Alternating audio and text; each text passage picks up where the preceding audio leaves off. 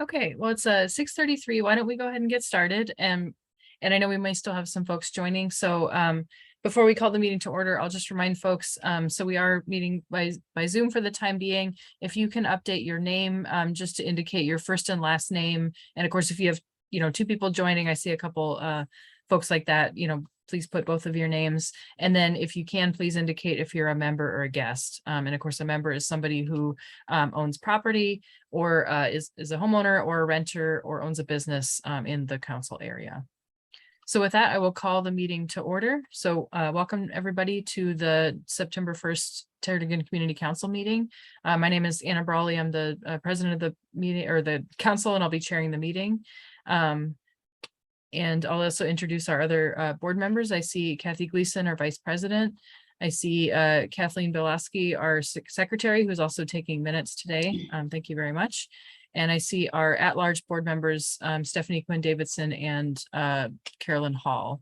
And then also just a reminder, our treasurer position is currently vacant. So we'll come back to that in a minute. So with that, and also just to remind folks, we're on Zoom, so please be respectful. Please use the chat. Although, if you have a question, you're welcome to put it in the chat. It's better to raise your hand and say it verbally. And then people may also be posting documents and things there as people give reports. So look for those attachments in the chat as well. And welcome everybody. Oh, and we are recording the meeting like we usually do. So why don't we go ahead and start with approval of our agenda. So I need a motion and a second to approve. This is Mia. I move to approve the agenda. This is Kathleen. I'll second. Okay, we have a motion and a second. Are there any changes to the agenda? Anna, I would like to change. If Okay. I could. Yeah, Sarah, what's your amendment? Yeah, can I amend it so that this Menard Beach Park line item could be moved below executive report? We have some exciting news and I wanted everybody to be on for that. Okay, so just really briefly, I'll scroll down. So Sarah's proposing we move the Menard Beach Park committee report up after our executive board report. So is there a second to that amendment? I'll second it, Stephanie. Okay, any objection to approval? I think we need to vote on that amendment, Anna. Okay. All right, so yeah, let's do a vote then. So if folks who are in favor of amending the agenda with that change, again, moving the something that's already on the agenda, moving up the Menard Beach Park committee to above the board report. And I see, Pat, you have your hand raised. Is that just a vote? I'm voting. Okay, yeah, so please, for voting, please, you can either raise your hand on the screen or use the raised hand function and we'll go ahead and count. And I'll also say, well, folks are going to take one amendment at a time because I'm going to be submitting one as well. Yeah, I think we'll just take care of them one at a time. Sure. And just to say, the board has, it's on our list, our long to-do list to figure out a more efficient way to do voting by Zoom. And so that is something we're working on because I know that's been a challenge when we have a lot of people here. But for now, we're going to do this method. So it looks like we have currently 7 members raising their hand. And then I know Steve was 8 and then and John is 9. Just checking if I missed anybody. Okay, and then I know we have a lot of folks representing agencies and so on. Let's see, let me Tatiana. So I think we actually have 11. Is there anybody opposed? So please lower your hand if you aren't opposed.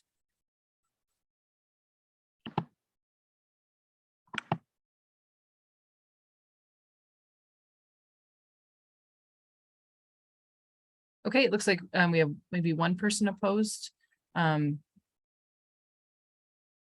So we'll say that the agenda, the First Amendment has passed 9-1. Oh, sorry. Louise, I was confused. Do you have a question or are you voting? I just want to make sure.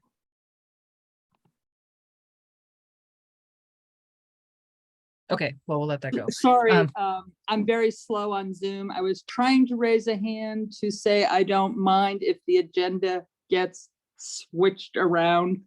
But by the time I got here, then I'm trying to send a message. So I'm just going to listen and probably not participate. So thank you. Oh, okay. Thank you. Yeah. And yeah, I understand it is hard to keep track of the, the raised lower hand. It can be, it can take a while. Okay, so let's consider that amendment passed. And then Kathy, I know you mentioned you have an also an amendment to the agenda. Yes, thank you, President. I would like to add underneath the last item under council business. So it would be a number 4, that we consider a motion to support a couple of benches along the coastal trail and also the placement of a Denina place name structure out at Point Warren's off Overlook. And I just want to give maximum 5 minutes to that. Hopefully everybody will be on board and we'll have a quick vote on that. Thank you. Okay. I'd second that. Okay, so we have a motion and a second. So I do want to state, this was something that we emailed about earlier today. And so this is an item that the board did discuss last Thursday. And the board decided not to put this on the agenda. And I can go into the reasons why, but this is why it did not appear on the agenda. And so now Kathy, as an individual member, is bringing it forward. Excuse me, Anna, who seconded that motion? Oh, it was Steve Montooth. Okay, thank you. Anna, I think at this time, even though Kathy said that she needed a vote, I think you could just, you can use the objection. If, objection, is there any objection to that amendment rather than having people have to vote? Well, I guess I wonder, Pat, I appreciate that because we voted on the First Amendment. I Right. also want to be Okay. fair to that. Okay.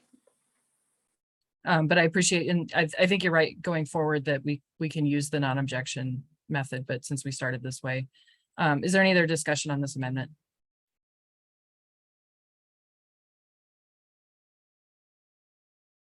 Okay, then why don't we go ahead and vote? So all in favor of adding it, it was approval of 2 benches and a sign along the coastal trail to the agenda.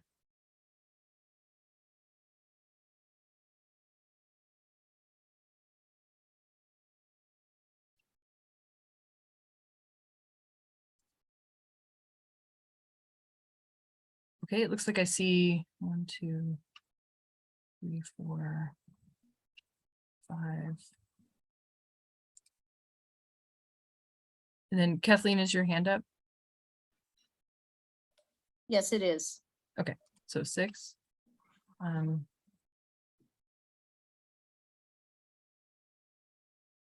it looks like 7. Okay, and all opposed to adding to the agenda. So please lower your hands, and then if you are opposed, you can raise your hand on the screen or use the raised hand function.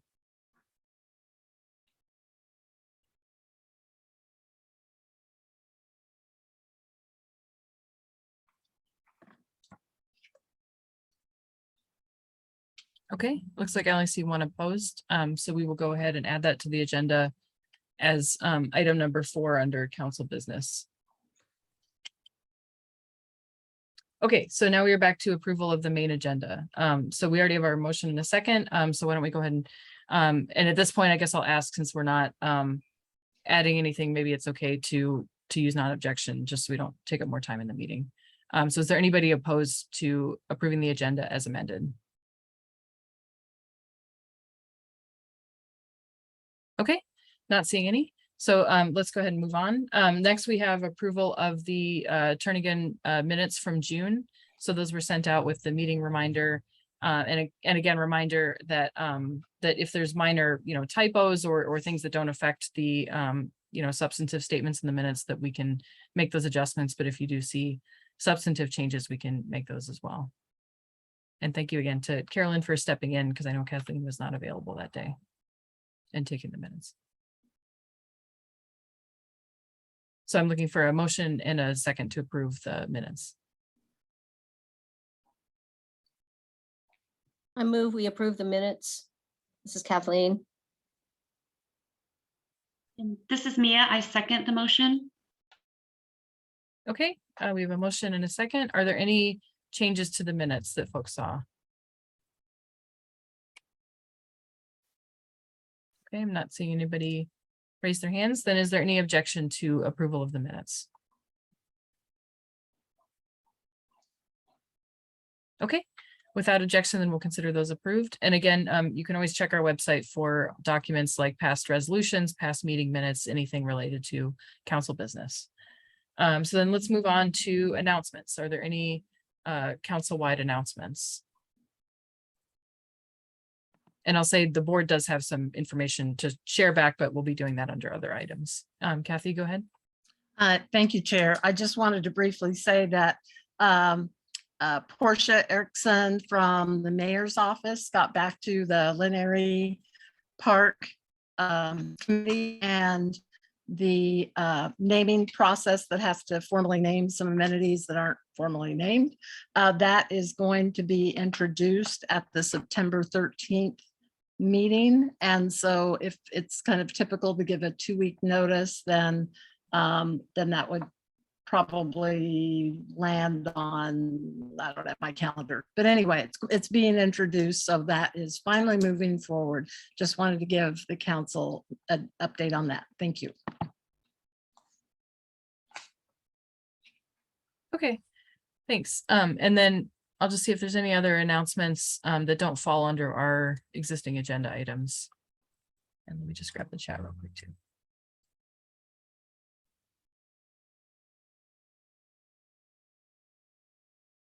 Okay, let's move on then. So next is our executive board report.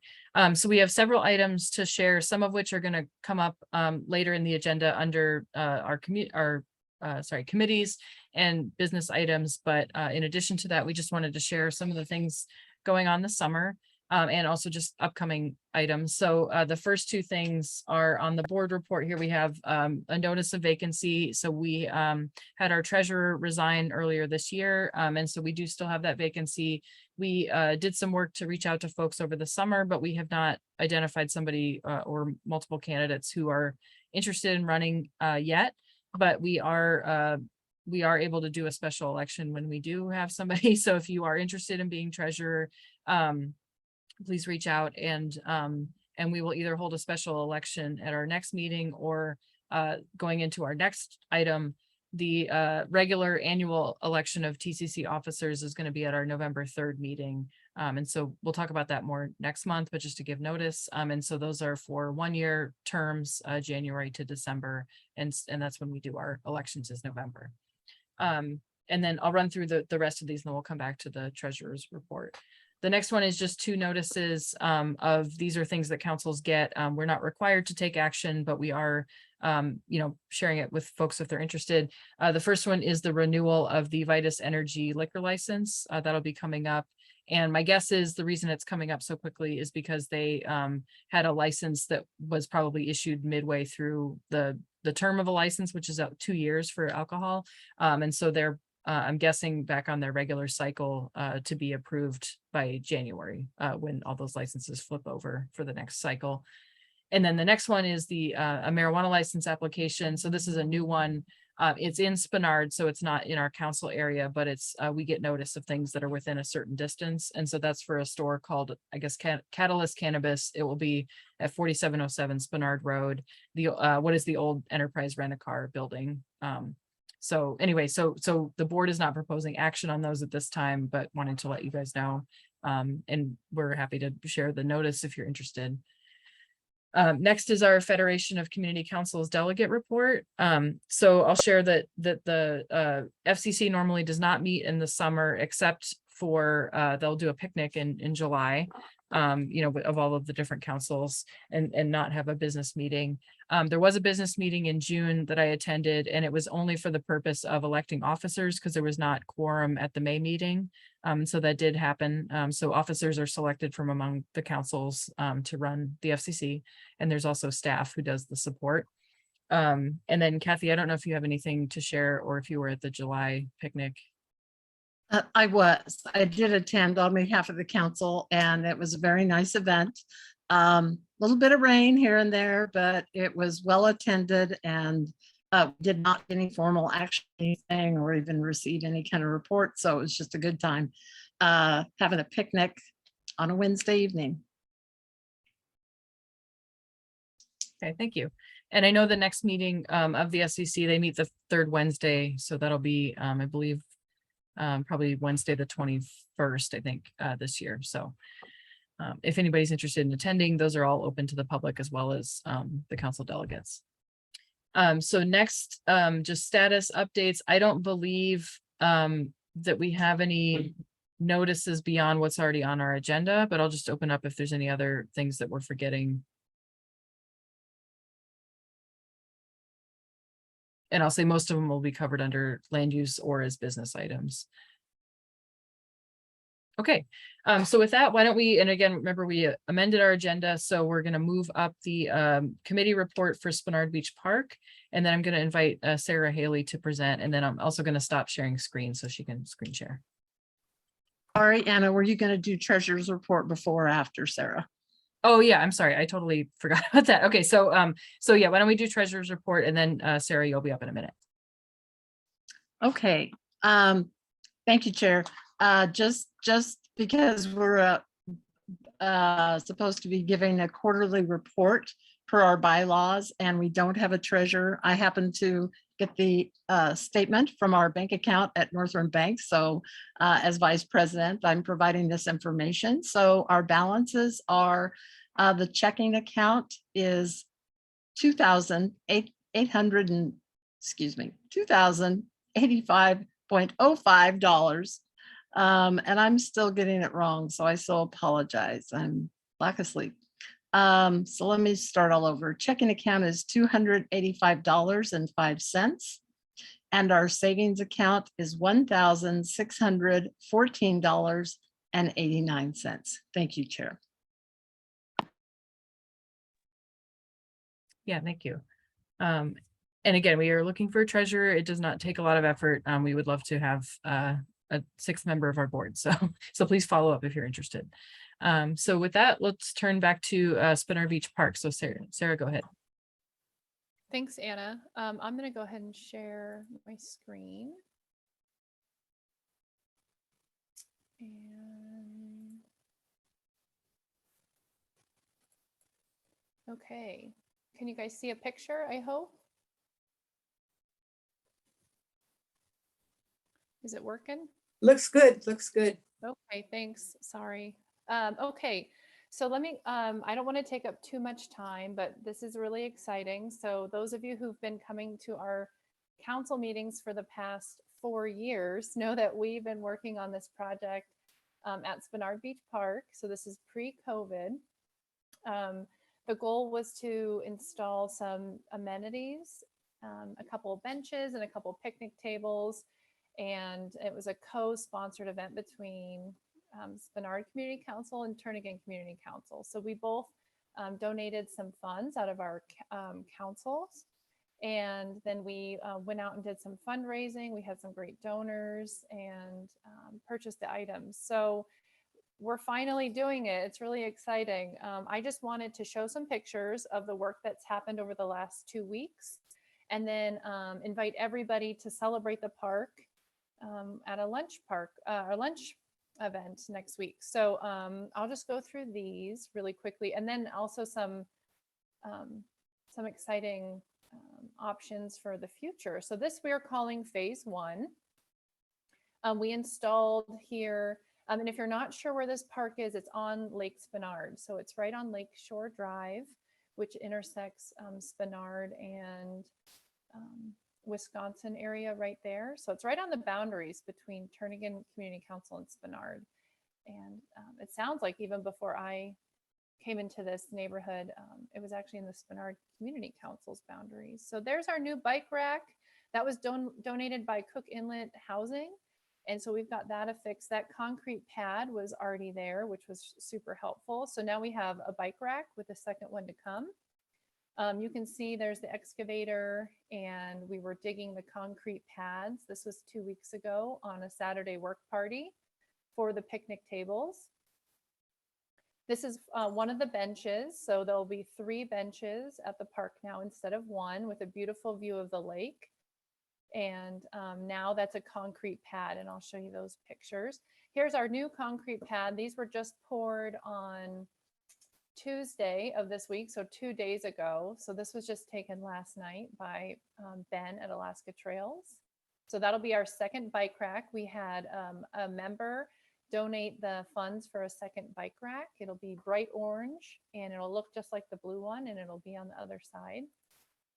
There's our concrete pad for our picnic table. There'll be two. There's a ADA, an accessible one, and then there's a non-ADA. One's in the shade and one's in the sunshine. So we're really excited for that. Sorry, these pictures are so small. This is as big as I could get them. And then that's our bench, which is right behind the swing set. So another bench. There's the filled hole that we just saw earlier. So that's curing. And there's the probably the ADA picnic table will go there, which is a little more in the shade. We took all of the fill, so we had to dig 2 feet deep. It was pretty insane, but that's what the Muni requires to make sure that the permafrost doesn't affect the concrete pad. So we had a ton of fill, and what was really cool, we were able to go into the low spot of the park and fill the low spots, and so that's going to be hydro seeded, and that way we've got some flatter grass on the other half of the park. Some more fill that'll be hydro seeded and get that grass growing. And then that's a view of the other bench with some more areas that we'll go ahead and hydro seed. So that's the work that we did. It took 3 volunteer days. We did it on a Saturday. And then this past Monday and Tuesday, we had some amazing volunteers. This was extremely difficult work. This was pretty physical. There was lots of wheelbarrowing happening with fill and shoveling and digging. So we had some great turnout from our volunteers. And I'll be thanking everybody here in just a second. But I wanted to show you guys what we received from Tanya Hitchcock. She works for the municipality. She's the senior park planner. She had these mock draw-ups done for us, pro bono. Excerpt Play didn't charge for this. This is really exciting. So this would be like our big dream, where we would have aviation themed playground equipment at Spenard Beach Park. So kids and families could come and play, have some educational signage with the history of Spenard Beach Park. There's a little float plane here and a little super cub that the kids could climb all over and pretend to fly. And so they did this draw up for us, like I said. But I just found out from Tanya today that something like this would be about double what we normally would spend on a playground equipment at a community park. As it stands right now, this would probably be about $200,000. And so we are asking if the folks at Extra Play could draw up something that's about half of the price, a scaled down version. That way we have something that we might be able to shoot for. So just another view of the float plane, and the playground, of course, is ADA, and it's got that nice squishy material. And here's an aerial view with the clouds. And it was just really exciting to see what we had dreamt about come to life. And so keep your ears and eyes out. If we do go into phase 10, we'll be looking for volunteers, and we'll be having to do some fundraising. And Tanya did say that we would probably have to add this to our CIP list as well. So we'll talk about that later. For now,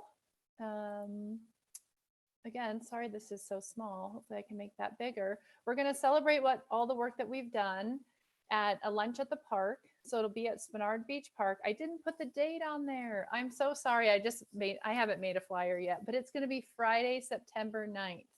And there'll be plenty of information that comes out from FCC. We'll post it online, but it's going to be a week from tomorrow at Spenard Beach Park.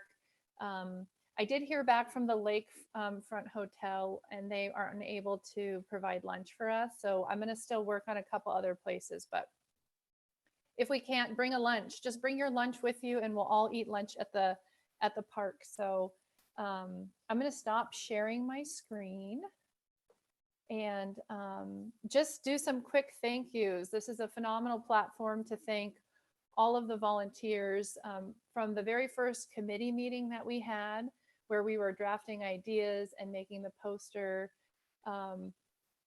all the way through digging in the dirt and laying concrete. And we had the news out there. I was at work, but KTU came by. Mia, I heard you were there, and Matt was there. And we just had all these people stop by. It was really exciting. And they maybe work for an hour and then they'd have to go back to work or whatever. But the volunteers most definitely need a big thank you. And then, of course, the donors and the Rasmussen Foundation. Without the donations and without the matching challenge grant, we couldn't have done this. And then, of course, Anchorage Park Foundation for putting on the challenge grants, Anchorage Parks and Rec, all our friends at the municipality, and then Alaska Trails. Ben was an awesome leader throughout the actual construction. So everything's going to get installed on Thursday, the 8th, and then we're going to have a picnic on the 9th, and we'd love to see you guys there.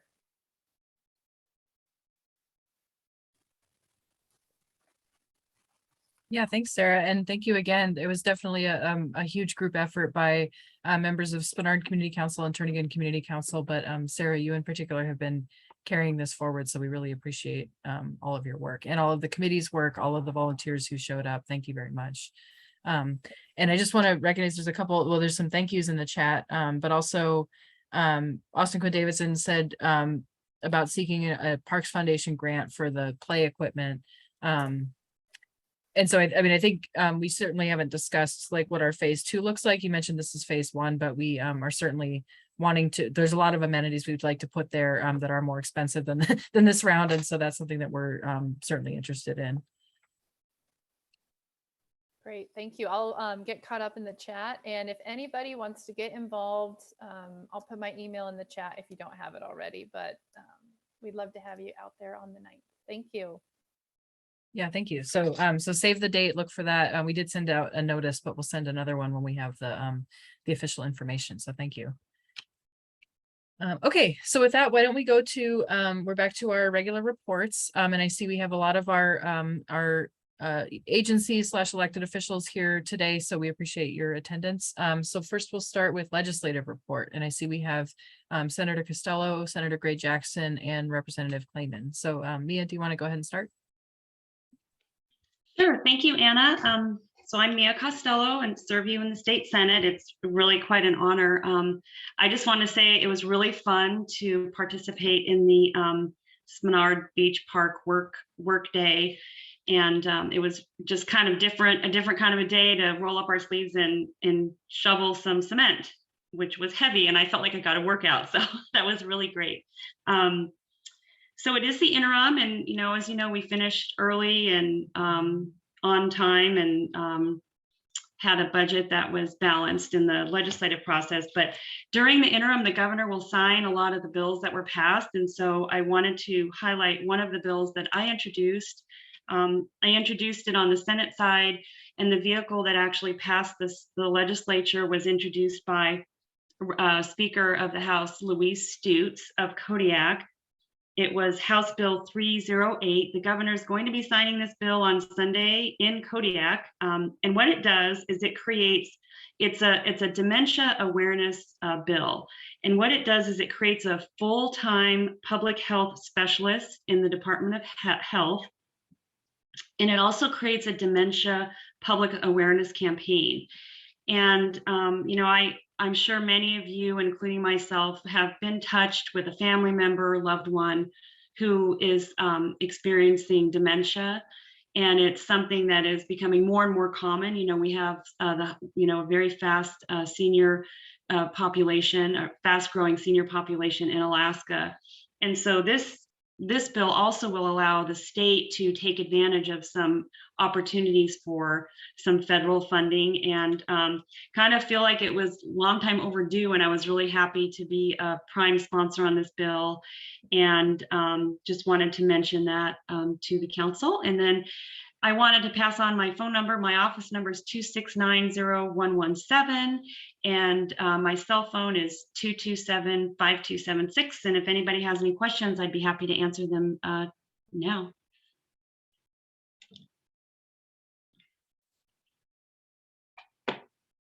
Okay, I don't see anybody with hands raised, but please chime in if you have questions.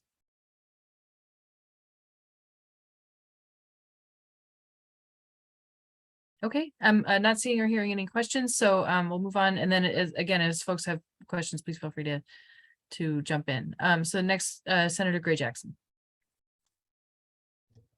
Thank you. It's great to see so many folks here. And like I said earlier, I have COVID here and everything else, so I'm not going to be able to show my face this evening. But anyway, I usually do a newsletter to talk about what happens in the budget process. But since I didn't have an opportunity to do that because we can't do newsletters while we're running for office, I just wanted to talk really quickly about the governor's veto. And you probably are familiar, but I just want to remind folks of what happened. And these are some of them: $4 million for childcare assistance, $4 million for housing trust to address homelessness, 62.5 for school major maintenance, 4.3 to the food bank for a pilot produce box program, 1.4 million for senior disability services, 1.8 to hire more criminal division attorneys and staff, 673,700 to assist in finding missing persons, 22.5 million for statewide deferred maintenance, 2.6 for technical vocational education program, 52 million to refill the college scholarship fund, 27 million for the University of Alaska deferred maintenance, salary increments for court system employees, and then 89.3 million to fully fund public employee pension and retirement liabilities. And my staff, Harlan, she's a new staffer. Hi, Harlan. She's going to put in the chat a link to all of the vetoes so you can look at all of them if you'd like. And then some of the items that were adopted in the budget was 200 million for the port, 57 million in one-time grants for K-12 schools, 300 million was deposited into the constitutionally protected section of the permanent fund, 2.5 for pre-kindergarten programs, 30 million for University of Alaska programs, 13.5 million to the University of Alaska operations, 2.5 million retention bonuses for public defender agency and office of the public defenders, 4.3 million, ironically, the same amount that was vetoed from the food bank was also kept in the budget, another 4.3 million to the food bank, 5 million for new prison system position, and almost 3.5 million for bonuses for frontline social workers, 33 million to boost wages by 10% for personal care assistance paid through Medicaid and some through the general fund, which is really, really important. We advocated for that big time. And then 3.4 million for retention bonuses in the Department of Law, Criminal and Civil Divisions, 1.1 million for the Study of Clean Water Act 404 permitting, 700 million to forward fund education, yay, 420 million paid for energy relief check that's going to be included in the permanent fund dividend. And next, I'm sure everybody is familiar with President Biden's Inflation Reduction Act. He signed it on August 16th, and this law seeks to address the ever-increasing tax gap. For example, it's going to allow Medicare to negotiate lower prescription drug prices, and it can also lower health insurance costs for many of those in need. In addition to health care provisions, it's also going to include tax, environmental, energy, and transportation provisions. And bill update, I was really, really excited and thrilled that two of my bills passed. Senate Bill 7, which requires the Department of Public Safety to post their policies and procedures online. And there was a bill signing, which is really great, several weeks ago.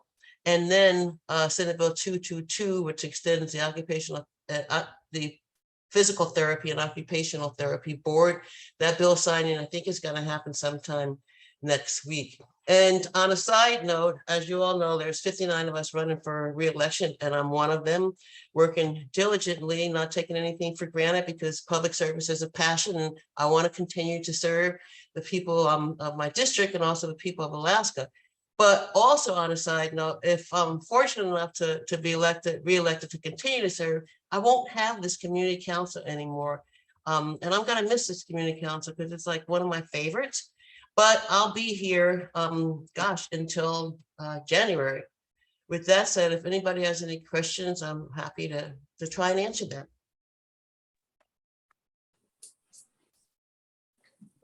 Okay, thank you very much. Anybody have questions?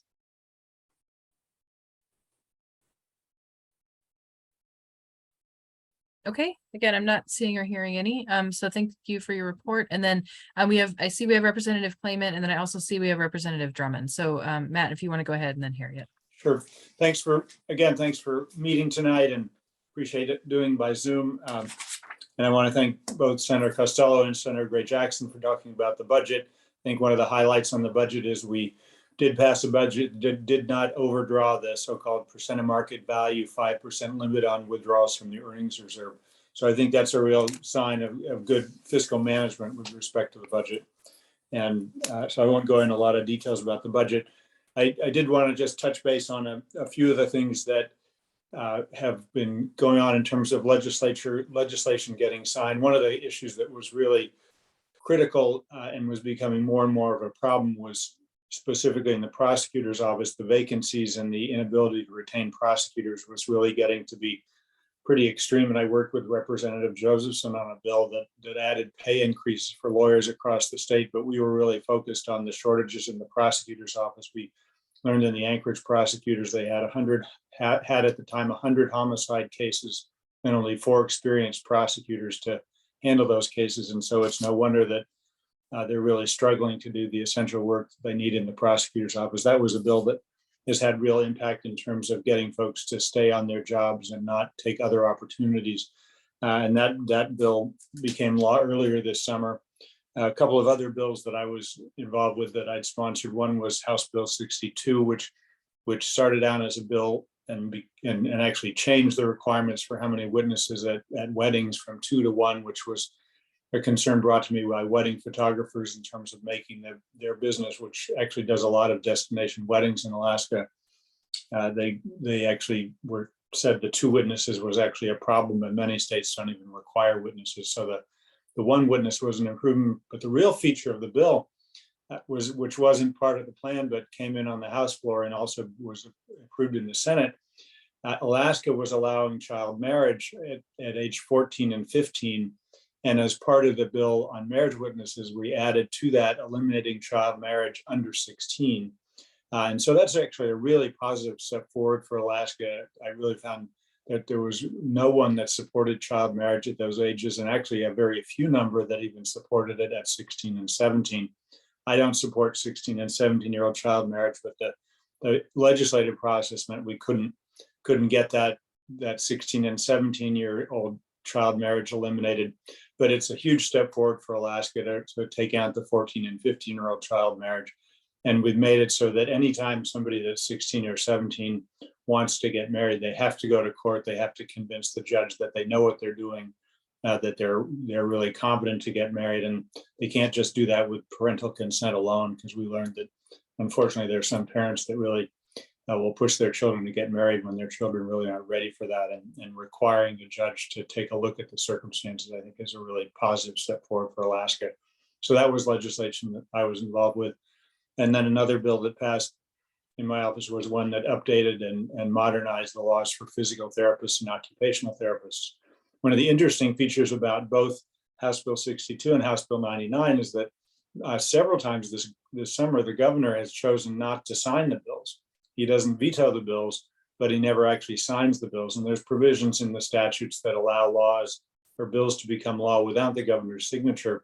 But this summer, there have been a number of pieces of legislation that passed with broad support in the legislature that the governor has just not even held a signing ceremony. So that's just part of what's been going on.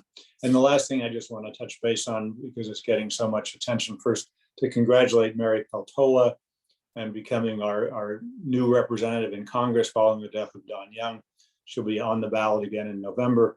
And there's been so much discussion about the ranked choice voting process.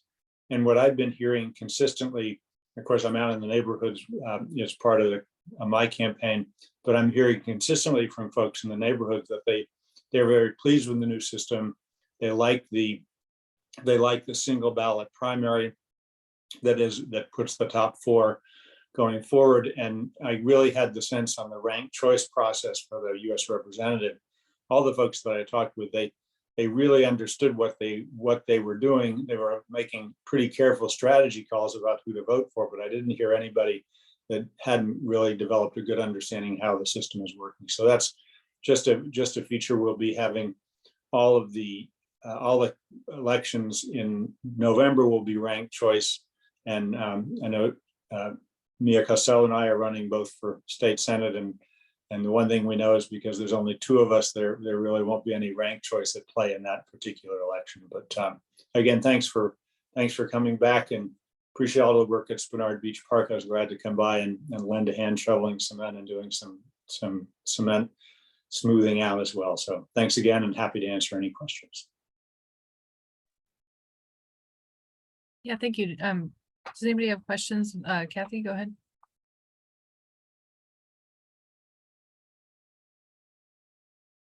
Oh, Kathy, you're on mute. Thank you. I just have a question for Mia and Matt and anybody else who was helping to shovel, concrete at the park. I don't know if that's going to get out of my clothes or not. Have you guys tried to wash your clothes yet? Kathy, what I know from old days of having done more concrete work than I necessarily talk about is that it doesn't come out easily, but you got to get it in the wash soon. Once it starts drying, it gets worse and worse to get out. You really got to get them in the laundry quickly. I just tried to hurl the shovel really heavily so that I wouldn't get stuck, with that on my clothes. You're a better woman than I was, then, I guess. Thank you. Okay, does anybody else have questions? Oh, Sarah, go ahead. Oh, just for Matt, I had worked at the polling at Spenard Rec Center as a poll volunteer this year, which was really great. And the ranked choice was overall confusing for a lot of the folks. Luckily, we were able to point them towards the flyer that came out in the mail. We had it posted and stuff like that. But I would say keep the educational materials coming to help folks better understand just the process. And then the machines are really intuitive. So if someone would cast a ballot and they skipped a rank, maybe they ranked a 1 and a 3, it would actually display for the voter that they had missed a rank and asked if they wanted to have their ballot back, which was really cool. So you could return your ballot and they could go back into the booth. So I think it's hard to say, but it's new and we'll get used to it. I'm a little nervous to work the polls in November, though, with all of them being ranked. So I would say, if anything, if you could promote more educational materials, I think it would be helpful.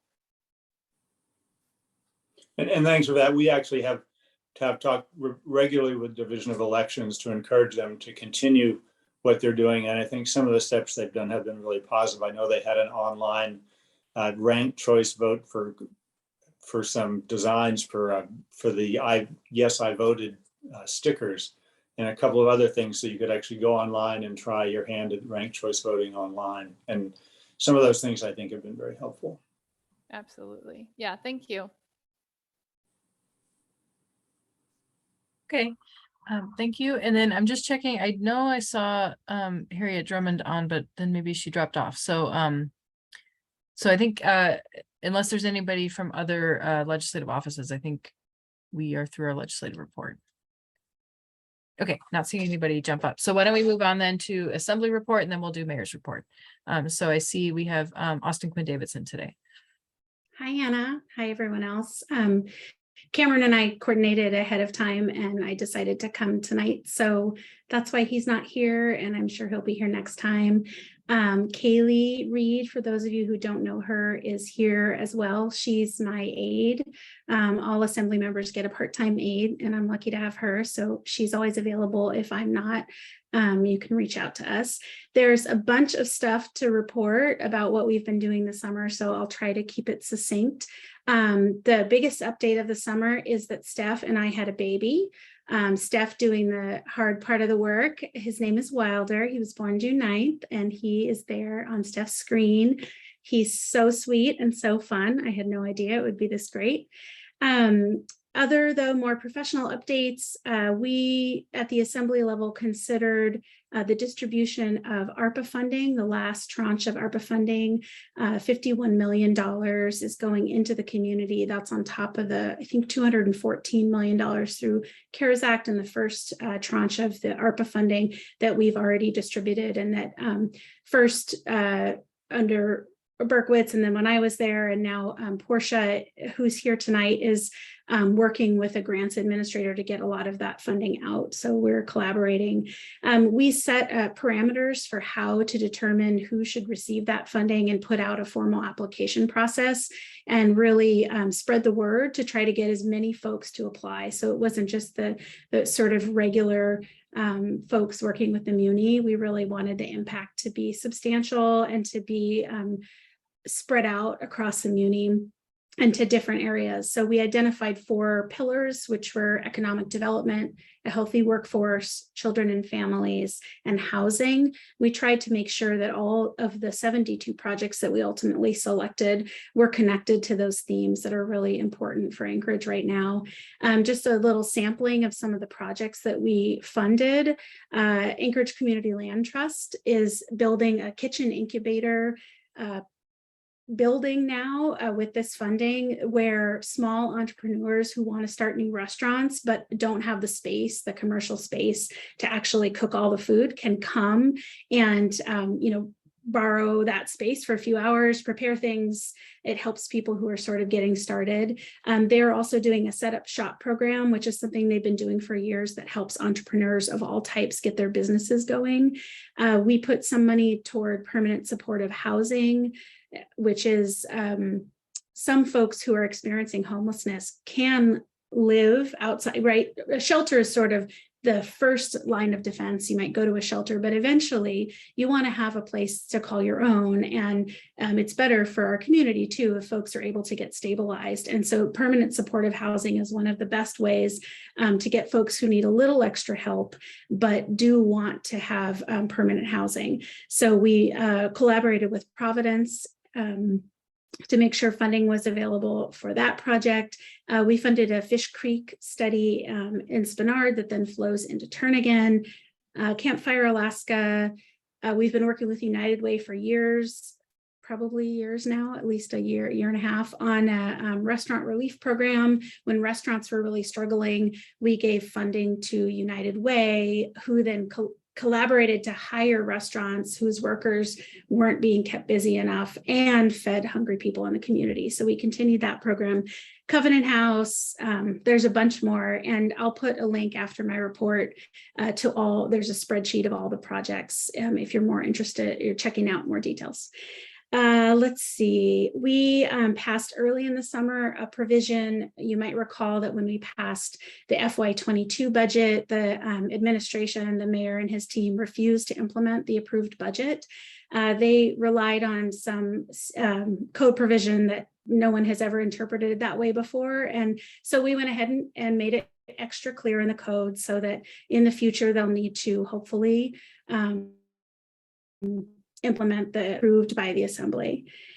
We also passed a removal of elected officials ordinance. Chris Constant brought this forward, drew a lot of interest in the community.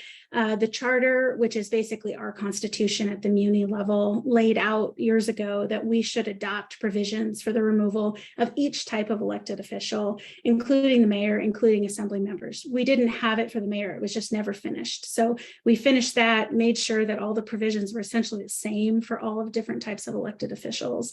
So, it's charter directed, seemed very fair to me, but nonetheless, definitely inspired some interest in the community.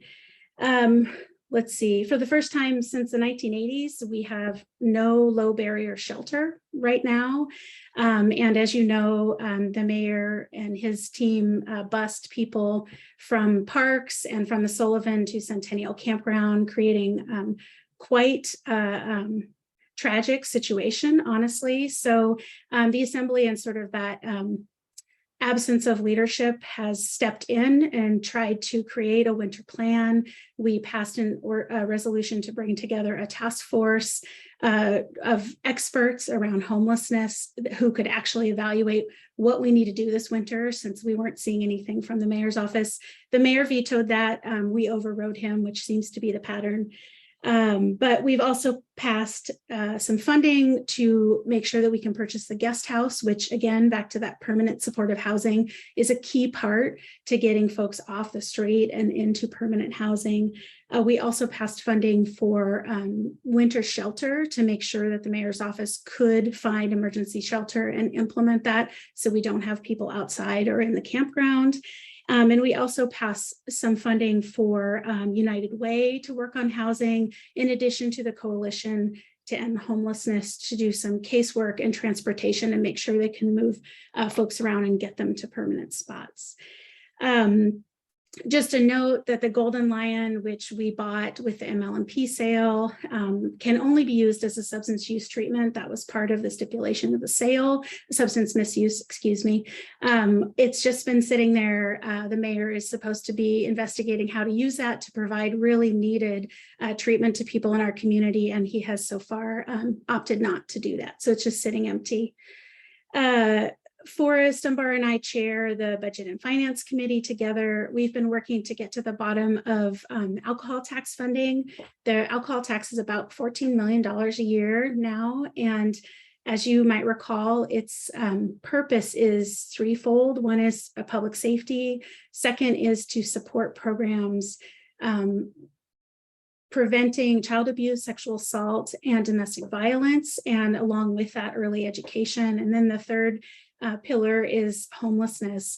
We have seen in the last year that the administration, unfortunately, is not getting the grants out. We've heard from a lot of providers who do really good work in the community, STAR, those types of providers, that they're not getting the grants that they should be through the alcohol tax program. So we've been trying to get to the bottom of that and keep moving those grants along. We rejected a ballot proposition at the assembly level that the mayor brought forward that would have made the clerk an elected position. That this is not a homegrown movement. This is a movement sort of nationwide to politicize elections, but we rejected it. Also like to note that the clerk is a professional that does a lot of things that are not election related, and making sure that assembly meetings run smoothly. She's our parliamentarian. She also oversees liquor and marijuana licensing and oversees meeting procedures. So there's a lot of professional background that comes with being a clerk. And we were concerned that electing someone then creates a conflict as well. So what happens if the clerk is running the elections, but also running for election? It's really not the best way to do nonpartisan elections. Also, just so you're aware, the Alaska Association of Clerks passed a resolution asking us and other communities not to make clerks elected, and there is not a single elected clerk in Alaska at this moment. So we rejected that, and I think that's it. I'll take any questions if you have them. Okay, thanks, Austin. And I know these reports are going to be pretty full because it's been a few months since we met. So appreciate all the updates for the summer. Does anybody have questions? Okay. I'm not. Oh, Kathy, you have a question. I don't have a question. I just wanted to congratulate Austin and Stephanie on their new baby. Thanks, Kathy. It's so fun. I really had no idea. Anyway, and Portia had a baby too, just a couple months before us. So we're often, I guess, Portia, you haven't seen our baby as much because I don't come to work as much, but we're always trading mom notes. Yes, we are. Nice. Okay, well, I think if there's no other questions, then that's a good segue. So we have Portia Erickson from the mayor's office. So go ahead, Portia. Yes, Anna, can you hear me okay? Yep, there's a little bit of background noise, but we can hear you. Oh, sorry about that. Good evening. It's great to be with you all. I hope you all had an amazing summer. It was great to see some of your members at the FCC summer picnic. So just some things from this summer. Since there's some legislators online, just want to thank you all for the port funding that we were able to get for the Port of Alaska. That was $200 million, and we're very grateful to kind of start the phases of the infrastructure and food security. And thanks to the Anchorage Assembly too for advocating that down in Juneau as well. One of the, I think, highlights this summer that we were able to have, we did our first annual Alaska Native Potlatch. We partnered with Alaska Pacific University and some other community partners, but it was a great festival on the park strip with community leaders and Alaska Native elders, singing, dancing, having traditional food. So just a great event for the community. Thank you to your community council for turning in your CIP capital projects as we are in our office working on our legislative agenda that we will be proposing to the legislature next year. We're definitely taking yours into consideration. And I see as one of your top, the coastal trail erosion. So I think that's a really great priority that would be really great for the community. So we've definitely received it and taking that into consideration. So thank you for taking the time to do that, because I know that takes quite a bit of time. Some upcoming events that we have going on in the community in terms of economic recovery. We are doing another quarterly job fair. So we'll be having that Friday, September 23rd at the Lusac Library Event Center. And our one that we had in the summer at Spenard Rec Center, we had a really good turnout. We were able to have some vendors employ people right on the spot. So I think it just created a lot of value. So we'll be continuing those every quarter. So if there's anyone on this community council that is a vendor or has any connections and would like to be included in that, please feel free to send me an email or give me a call.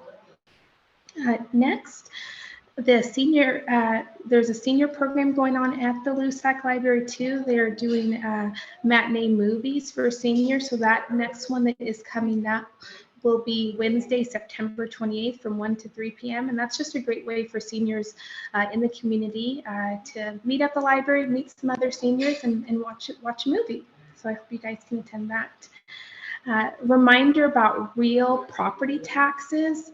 The second half of that payment is due September 30th. And payments can be made obviously online, mailed, and then also in person on the 3rd floor of City Hall. So just want to make sure everyone is aware of that deadline.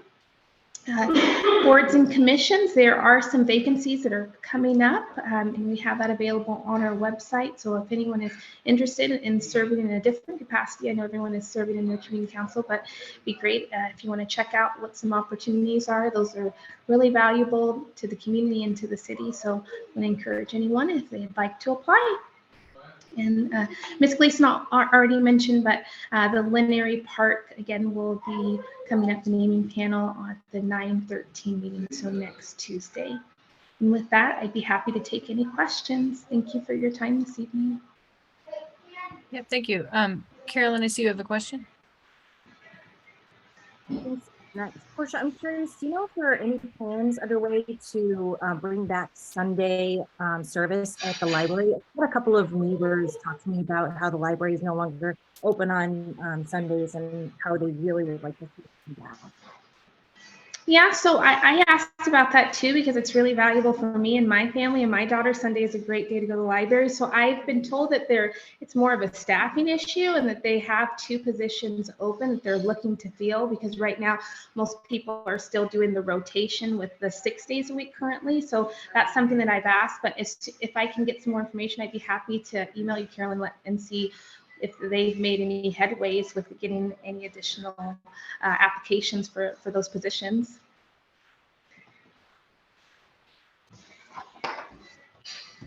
Okay, thank you. Any other questions?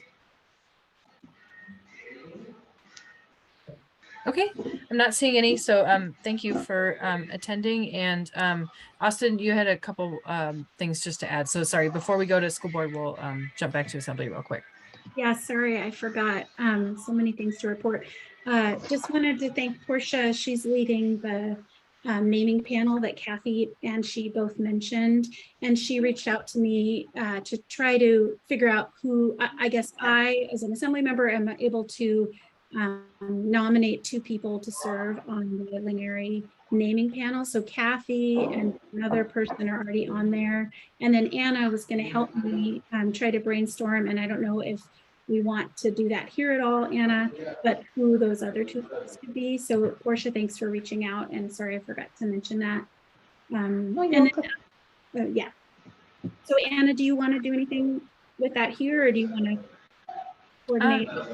Yeah, I guess, I mean, the only thing we've done so far is I reached out to the Anchorage West Little League because they're, you know, they've been involved in it to see if they have any recommendations. And then I know we haven't talked to the board yet about any recommendations that we have. I know Pat Redmond had served on the last naming panel 3 years ago, but it hasn't been involved lately. So I think we still need to kind of figure out who we might recommend.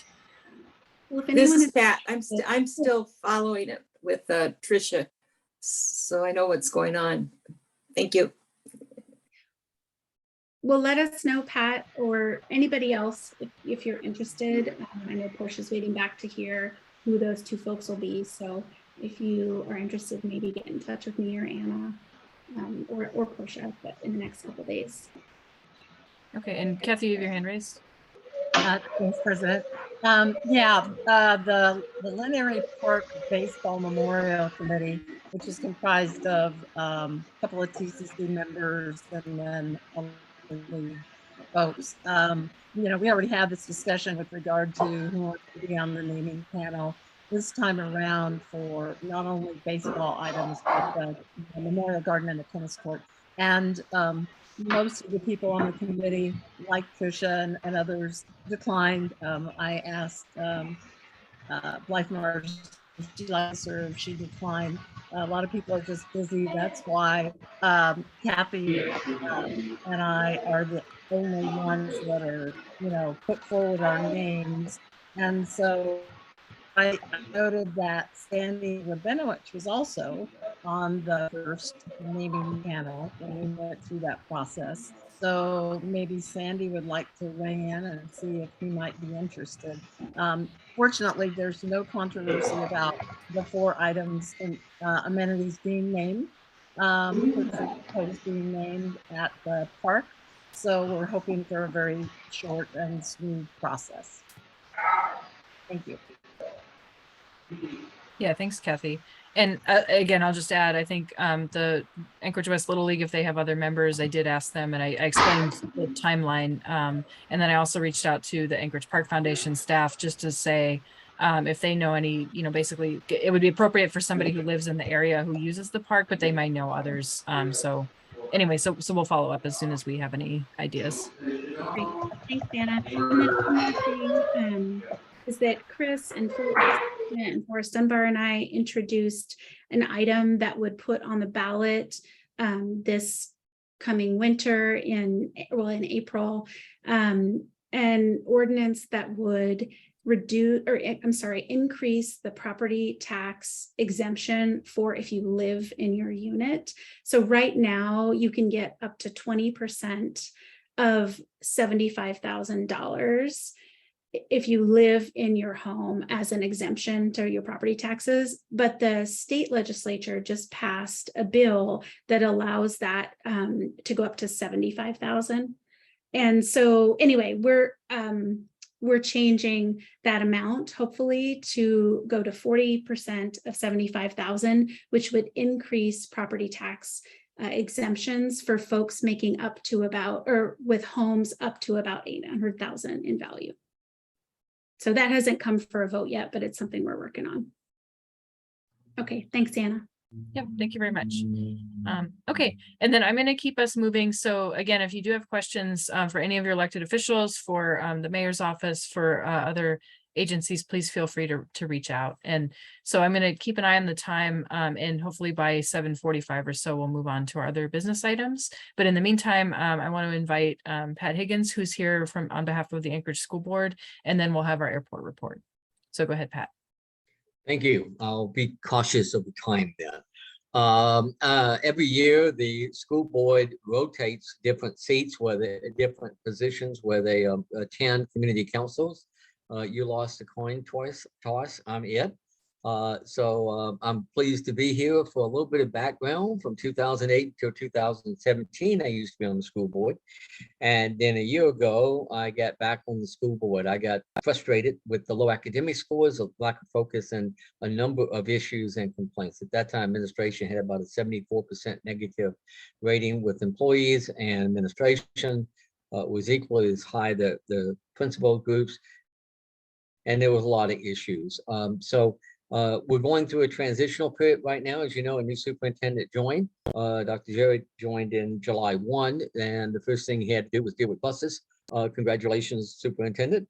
Welcome to Anchorage. Let me say that about the beginning of this year, I remember Neil Freed, the state economist, did a presentation and said, compared to 10 years ago, we have 27,000 less adults working in Alaska. And that right now there are 3 areas that are being targeted for recruitment to the lower 48.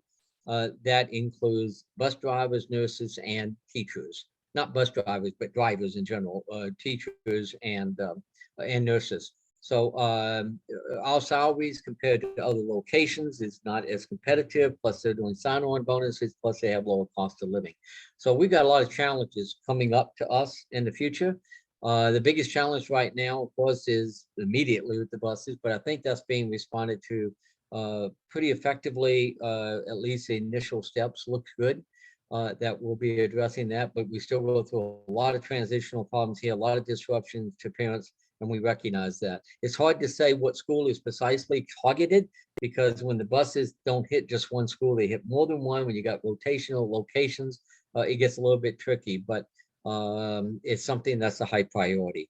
The other high priority, which was a good discussion the other day, of course, is finances. How are we going to manage? What we've got is a large influx of federal funds, but it has to be spent by September 24. At that time, the state funding keeps going down. We were given a save pay of 100% the first year of the pandemic. Then it went down 25% of that, 25%. So we have a decline coming in funding as a result of reduction in kids. And of course, that results in reductions from property taxes for us locally, because that's limited based upon how much the state gives us.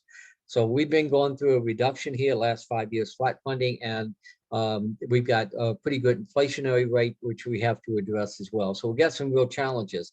The biggest challenge out there is academic outcomes. We've got to move away from just talking about administration. We got to talk about kids. The academic outcomes have not been good. They've been awful. The reading, math scores have been really bad for proficiency, particularly the 4th grade levels.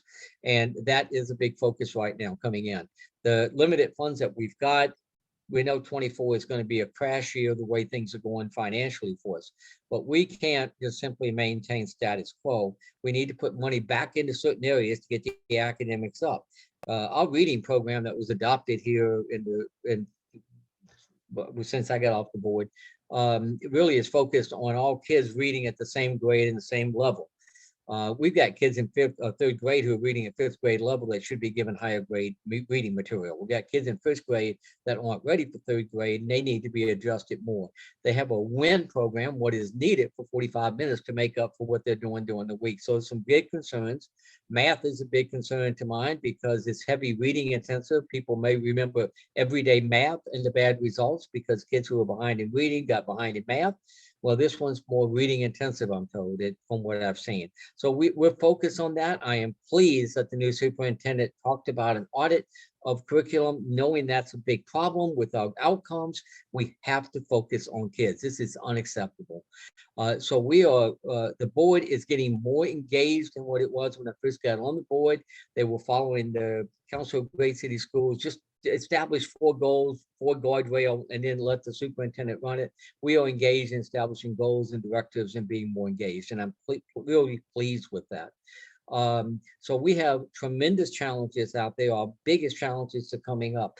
I'd rather see and we discussed in the last board meeting, I'd rather see with everything we can do to cut down expenditures so that we can put it into the curriculum in regards to improving academic outcomes. We can't simply say status quo and expect that we're going to somehow miraculously improve. It isn't going to happen.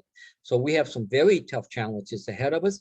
I'm pleased that the Assembly was supportive of maintaining our our budget last year, and considering that our budget is coming down anyway, I think it just doesn't make sense not to do that. But we're going to have some very, very difficult challenges ahead. Staffing, food service, you name it. You can't go into a grocery store without people wanting to give you an application, or any place else. We're no different than the rest of the state.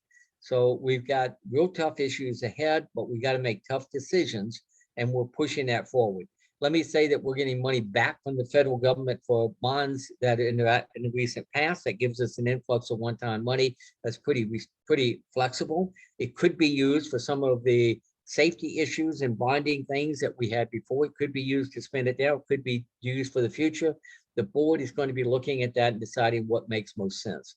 But it's really a refund for what was paid by people prior to now with the bonds. And it could offset some of the obviously capital investment issues we have as well. So that's kind of up in the air. The board has not given any direction. We've asked the board, the administration to come back, give us all of the high priority safety issues. We can't wait with those at all.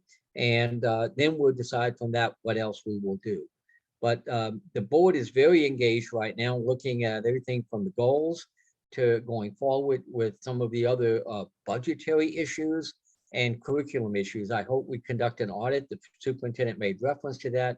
You can bring that in with the Council of Great City Schools for very low cost, and it's very productive. When I was on the board before I was the head of the audit committee, we brought them in for purchasing. They did an audit. It cost us about $40,000. We saved $500,000 a year every year after that.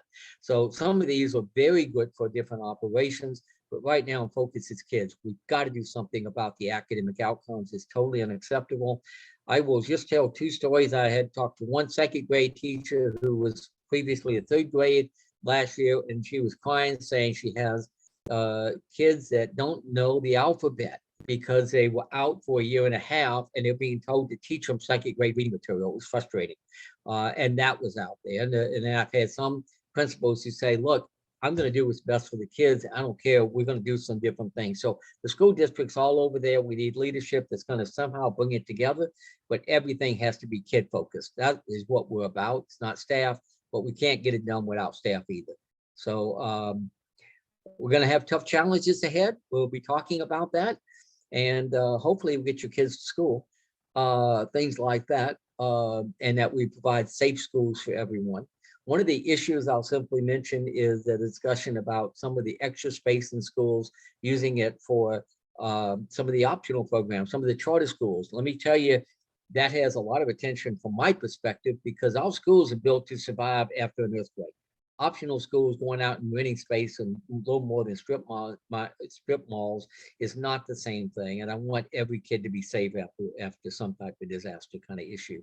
So that will be a discussion that I had somebody recently brought up to me in regards to these issues coming on state level. And so we have a lot of activities out there, but I urge people, if you got questions or issues, you have views, get it out to the board. Because right now the board is listening, the board is engaged better than what it was, I think, when I first got on, and I'm proud of that. I want the board to be the voice of the public, provide directions, and hold accountability. That is what the National School Board Association advocates, and that's what I believe in. So I realize I'm at 7:46, so I will shut up and simply say, do we have any questions? Yeah, thanks, Pat. And just to say, I know the reports are going to run a little long today just because it has been 3 months since we met. So, Yeah. So I'll ask if there's any questions for Pat about school stuff.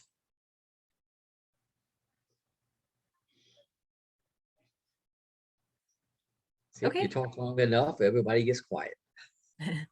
No worries. And thank you very much. So I understand that you'll be our regular attendee at the meeting. So welcome to Turn Again. That's right. I'll be attending all meetings. Okay. Thank you. So again, if folks don't have questions, then again, Pat, maybe you could put your email in the chat, and if anybody does want to follow up. Yeah, and I put my cell phone out there too. I don't get many calls, okay? I got one yesterday for the first time since being on the board. And I know I don't have time for a story, but I have to tell us quick. When somebody raised a concern, if you're not out in the community all the time, how come people can't go up to you and ask you questions? And I said, one time it happened at Carr's grocery store. I was buying some steaks and they said, oh, I see the school boys buying steaks. Well, shortly after that, a person came up to me, Fred Myers, and said, I have a school board meeting question for you. And I said, you're only the second person to ask that question. She said, yeah, how was the stakes? So there you go. I don't get a lot. And so if you've got phone call, if you need phone calls or information, anything else, I give you my. Thank you. Oh, yep. Okay, thank you. Yeah, and please put your contact info in the chat. So next we'll move on to airport report. And I know we are still running behind on time, so I'm going to ask if we could have a hard stop at 7:55 because a lot of, I imagine there's going to be more discussion about airport issues after this. So it looks like we have Megan and John Johansson tonight. So go ahead, Megan. Hi, so I'm gonna try and keep it short and sweet because like you said, you guys have a lot of other issues on the airport on your agenda already. So I'll try not to waste your time. One of the big things we're looking at is recruitment, retention. We need people from accountants to equipment operators, mechanics, police and fire. It keeps changing. We have such a variety of opportunities at the airport. From working in the leasing office to helping keep our runways open during snowstorms and just regular maintenance that needs to occur around large infrastructure. So if you or somebody you're looking for is looking for a job, please visit us at www.joinanc.com. Infrastructure updates. Are any positions remote by chance? I'm sorry, can you please repeat that, ma'am? Are any positions remote by chance? I actually don't believe any are. A lot of the jobs at the airport are very hands-on. But you can still go and check that out. For the Terminal Loop Road, that construction is pretty much largely complete. A part of that construction project did bring the grade of the road up about 6 inches. So previously, some RVs that barely eked by going under that bridge no longer fit. They might start out okay, but they will get stuck in the middle. So we are really trying to get the word out that anybody in an RV or any other large vehicle that you don't know how tall it is, take the commercial lane or go up top instead. We would really hate for you to go under and damage our infrastructure and also your RV, whether it belongs to you or rental. Still not fun. We encourage people to use our cell phone lot as much as possible. It is free. It's got a beautiful view. They're working on getting those lights turned on at night since it's starting to get dark again. Let's see. The seaplane base, we want to just remind everybody that it doesn't matter if you're in your car or riding a bicycle or walking around on foot, enjoying the awesomeness of watching all the planes. Just make sure you realize that the airplanes always have the right of way. A lot of the roads double as taxiways, so you got to keep your head on a swivel out there if you're walking around Lake Hood, please. And pets should always be on leashes. That is for everybody's safety.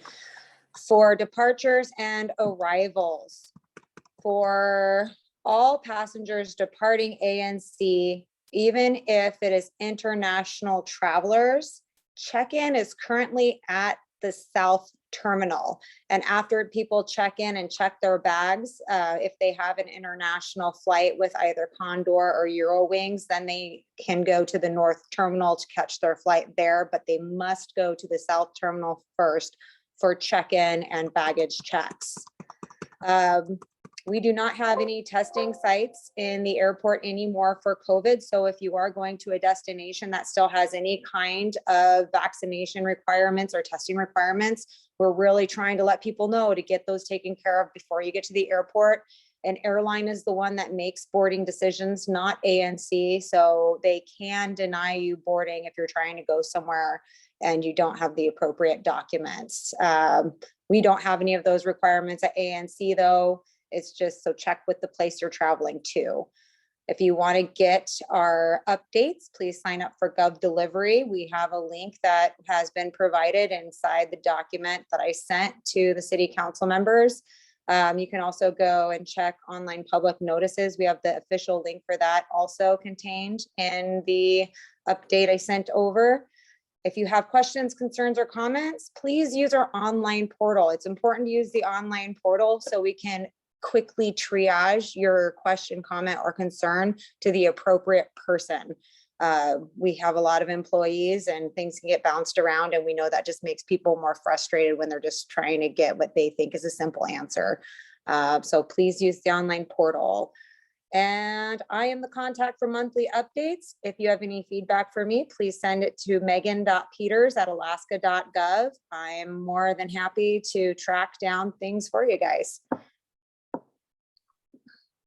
Okay, thank you very much, Megan.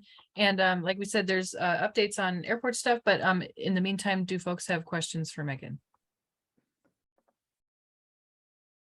No questions. It's a hard stop at 55. Sorry. No, that's okay. And also just to say, we did send out the August airport report, so I'll make sure that the September airport report gets up on our website as well. Okay, thank you. Yeah, thank you. Okay, with that, like we said, we have other airport related updates that folks might be interested in, but we'll get to those in a little bit. So thank you to everybody who gave their reports, and again, we appreciate that you're here and give these updates every month, and we'll see you next month. You're certainly welcome to stick around as well. So with that, let's move on to our council business. So the next item we have is our West Anchorage, or I should say the West Anchorage Candidates Forum. So we just wanted to bring this back to the council for a vote and see if there are folks who are interested in participating / organizing this event again for the fall. So just a brief update on or context.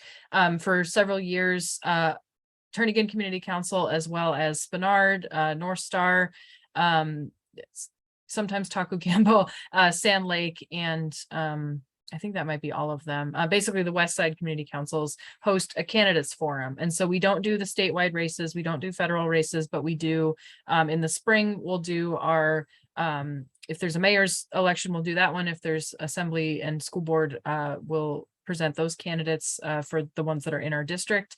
And then in the fall, in the past, we've done legislative, state legislative races. So House and Senate, again, in our area. And so so if we're going to do this, we typically do it about a month or so before the election, or a few weeks before. And then we collaborate with the other councils to host that event. We've done it in person in past years at the rec center. And we've also done it on Zoom the last few times since we had our restrictions due to COVID. So anyway, so we are just asking folks, one, we are wanting to bring a vote to the council to ask for approval for our council to co-sponsor this and move forward. And then if we are, if we do approve doing that, then we're asking for volunteers to serve on the planning committee. And so the next step, if we do approve this, would be to collect the folks who are interested in participating, and then to reach out to the other councils, which we have not done yet. So with that, I'll see if there is a motion and a second to approve participating in the West Anchorage Candidates Forum. Kathy, you have your hand raised. Yes, I think it's a great idea for our council to be involved in these West Anchorage Candidates Forum. We have every time since we started them over 10 years ago. And so I'd like to see Turnagain Community Council follow through with that for this fall, assuming that the other councils that Anna mentioned are interested in participating with us. So I'd like to move to approve that Turnagain Community Council is a co-sponsor of a West Anchorage Candidates Forum for this fall. I'll second. Okay, so we have Kathy motion and Sandy second to participate in this, or to co-host the forum. So I guess I'll ask if we can do this by a non-objection vote, unless there's, so I guess I'll ask if there's objection, and then we can vote if we need to. Any objection to participating as a host council? Okay, I'm not seeing any. So then with that, we will, like I said, our next step is to reach out to the other councils. I know, Spenard in particular has been very involved, as has North Star, so we anticipate they'll be involved as well. And then I'll just ask if there's any volunteers who would like to serve on that committee. And so the commitment is really maybe 3 or 4 meetings. We have the format organized pretty well. And so So it's really kind of just walking through what we've done and making some decisions with the others. So it looks like we have Sarah Haley, Carolyn Hall, and Kathy Gleason. So thank you very much. So like we said, we'll reach out and see if the other councils are game. And then we'll share more information. So that, again, that'll be before the November, I forget what day the November election is. I think it's the 7th. So it'll be before then, either in person or by Zoom. Okay. Our next item is also something requiring a vote. So it is ratification of so 3 comment letters that we sent. So essentially our bylaws state that that the council takes action either by the membership in a meeting, or there is kind of limited authority delegated to the board to, for example, send comment letters, and then things that are submitted as official statements get ratified retroactively by the council. So these are things that came up over the summer. They were 3 different lease applications at the airport property. And so the board prepared letters that are essentially addressing the same things, but on these different lease applications. And the most recent one, which I think we'll cover in a little more detail later, but is the one, the proposed hangar facility at Lake Hood that I know a lot of folks were tracking, and that was most recently due last Thursday. So I think it seems like we should probably vote on these. Well, I guess I should ask, do we want to vote on them one at a time, or do folks want to approve them together?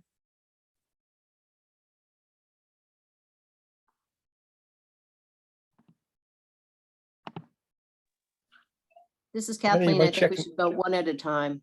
Yeah, I would agree. Okay. All right.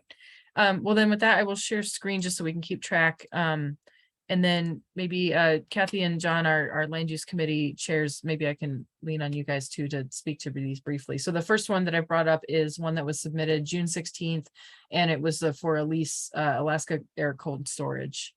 Go ahead, Kathy. Or do your hand raised.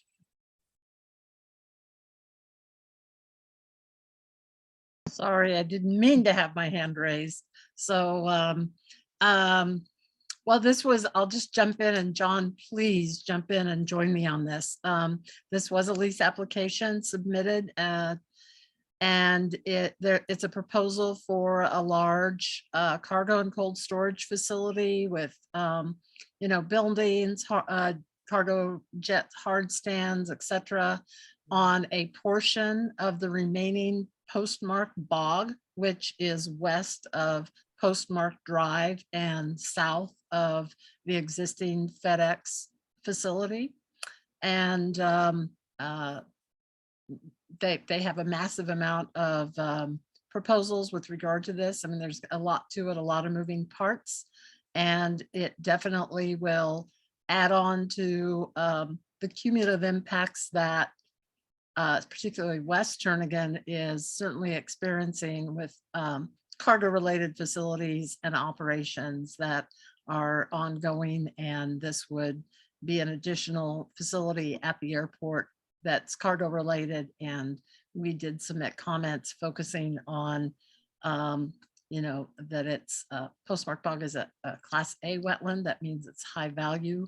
And again, we focused on cumulative impacts that would come from the development and subsequent operations if this lease application is approved, and I believe it already has been by the airport.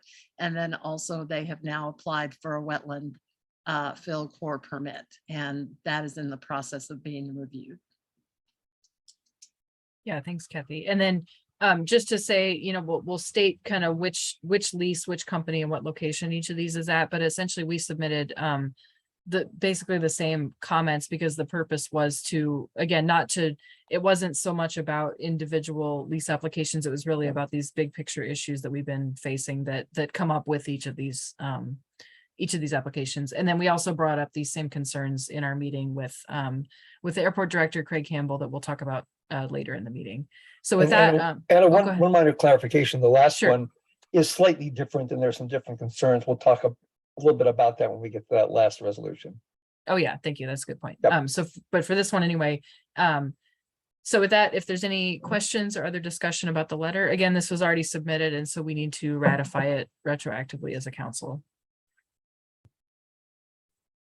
Okay, I'm not seeing any questions, and I think unless since we are just ratifying, I'm going to suggest that we also do non-objection, but if somebody does have an objection, then we can do a vote. So with that, I'll ask for if any objection to approving, or I should say ratifying this letter.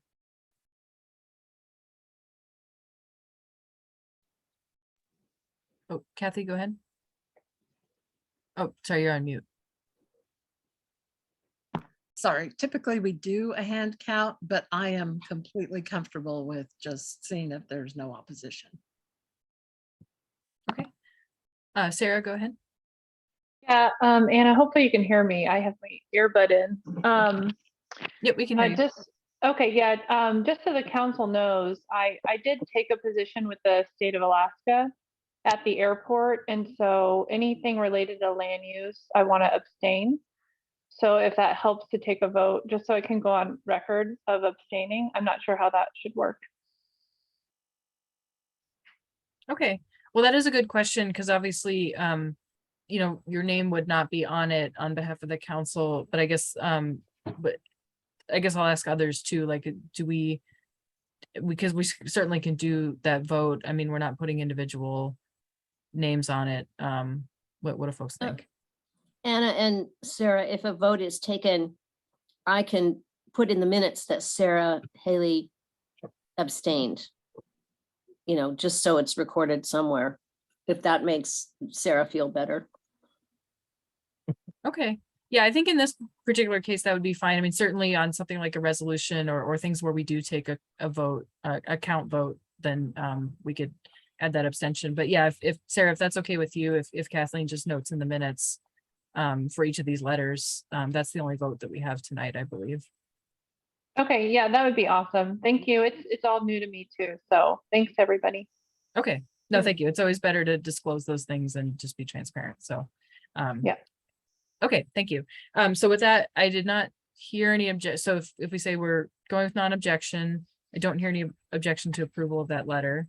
So let's consider that approved. And then Kathleen, please do note in the minutes, like you said, that Sarah Haley abstained and is going to be abstaining from each of these airport votes. Okay. So the next one I'm going to bring up is another lease that was submitted. And this is with the Federal Express or FedEx Corporation. And this was submitted on June 30th. And again, as we said, this letter was, I think, almost identical to the first one because it was addressing the same concerns that we've brought up.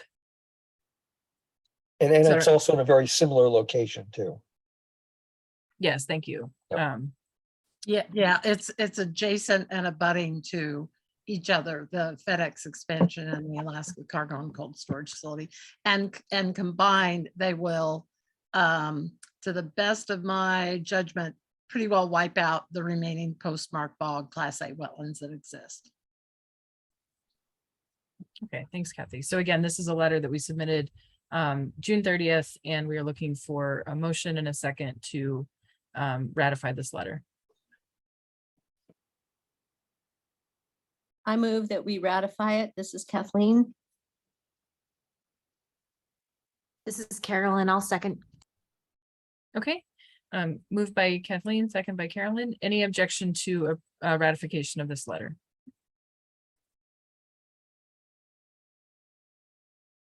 Okay, not hearing any. Then we will consider that ratified. And again, noting that Sarah Haley is abstaining from these airport related votes. So then the last one I'll bring up, maybe I will ask John to explain. So this is one that we submitted just last week, and this is around a proposed development of a hangar complex in the Lake Hood area. So go ahead, John. Okay, thanks, Anna. Yeah, this one is a little bit different. It's a proposal for a hangar facility at the southeast corner of the Lake Hood airstrip. And one of the things that's notable about it, it's very close to the Turnagain neighborhoods, within about 100 feet of some of the existing residential parcels. There was a presentation before the land use committee from the applicant. They didn't have a lot of detail of what they would be proposing. But, you know, a couple of things they mentioned is that they could sublease this to other applicants, and there could be the possibility of helicopter operations. It's a 35-year lease, and so it is for a fairly long time. So some of the concerns were really the ground and aircraft noise impacts in the adjacent neighborhoods being that close, visual impacts because it's something that could be seen. There are, and it's actually Class B wetlands, my mistake, not Class A wetlands, and also some of the other ones in terms of air quality. And so we did ask for a number of mitigation features to try to reduce the impacts on the adjacent neighborhood. We'll see what is potentially adopted by the airport when they issue the lease. You know, a lot of these things are things that we have been talking about with Craig Campbell in our meetings, and I think are going to continue to be on our agenda to find some solutions. Kathy, anything you want to add? You're on mute. There you go. Yeah. Thank you, John. Yeah, and also the hydrology. If that area of wetlands so close to the neighborhood is filled, it's 199 square feet, is the amount of the lease acreage that they're asking for, and you can presume that, you know, most of it would be filled and built on. That how that may affect the hydrology of the adjacent Turnagain neighborhood down in that area from those wetlands. Okay. Yeah, thank you. And we should also say, we'll cover this under the land use committee, but we know that there's been, you know, neighbors, we tried to reach out just to let folks know this was happening. And I know that I heard back from Representative Clayman's office, for example, they were getting calls. So I know this is something that, you know, neighbors were paying attention to and concerned about. So, so with that, I'll see if the, oh, go ahead, Tatiana. Yes, it's right behind our houses. We were really gathering everybody, neighborhoods, neighbors, spreading the word that we need to vote against it because it's too close. We think it's going to be very droughting our quality of our housing too, pricing, and it's just literally right behind trees. Yeah, Anna, two things I might add. You know, we did get some comments from Lamar Cotton, who worked with some of the neighbors, and we tried to incorporate those comments into our letter. The second thing is that the applicants seem to be amenable to working with us as they move forward, and we did make some requests along those lines in our letter. So we'll see where this goes, I guess. Yeah, thank you. Okay, thank you. Yeah, and just to clarify too, that's partly why you know, we didn't propose putting on the agenda, for example, just opposing this project, because, you know, our experience with the lease process is that by the time it comes out for public comment, it is pretty far along. And so so that's why we really focused on, you know, really making clear what these concerns are and the impacts that the neighborhood is worried about, and then hopefully that we can find a path forward there. So with that, I'll see if there is a motion and a second to ratify this comment letter.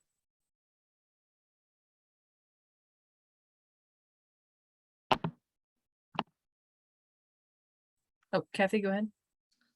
Yeah, I'll move to approve the Turnagain Community Council comment letter for lease application ADA 32370 for K-Lot LLC to develop a hangar complex in Turnagain Bog. Okay, do we have a second? I'll second. This is Kathleen. Okay, thank you. And then I'll ask again, is there any objection to ratification of this letter?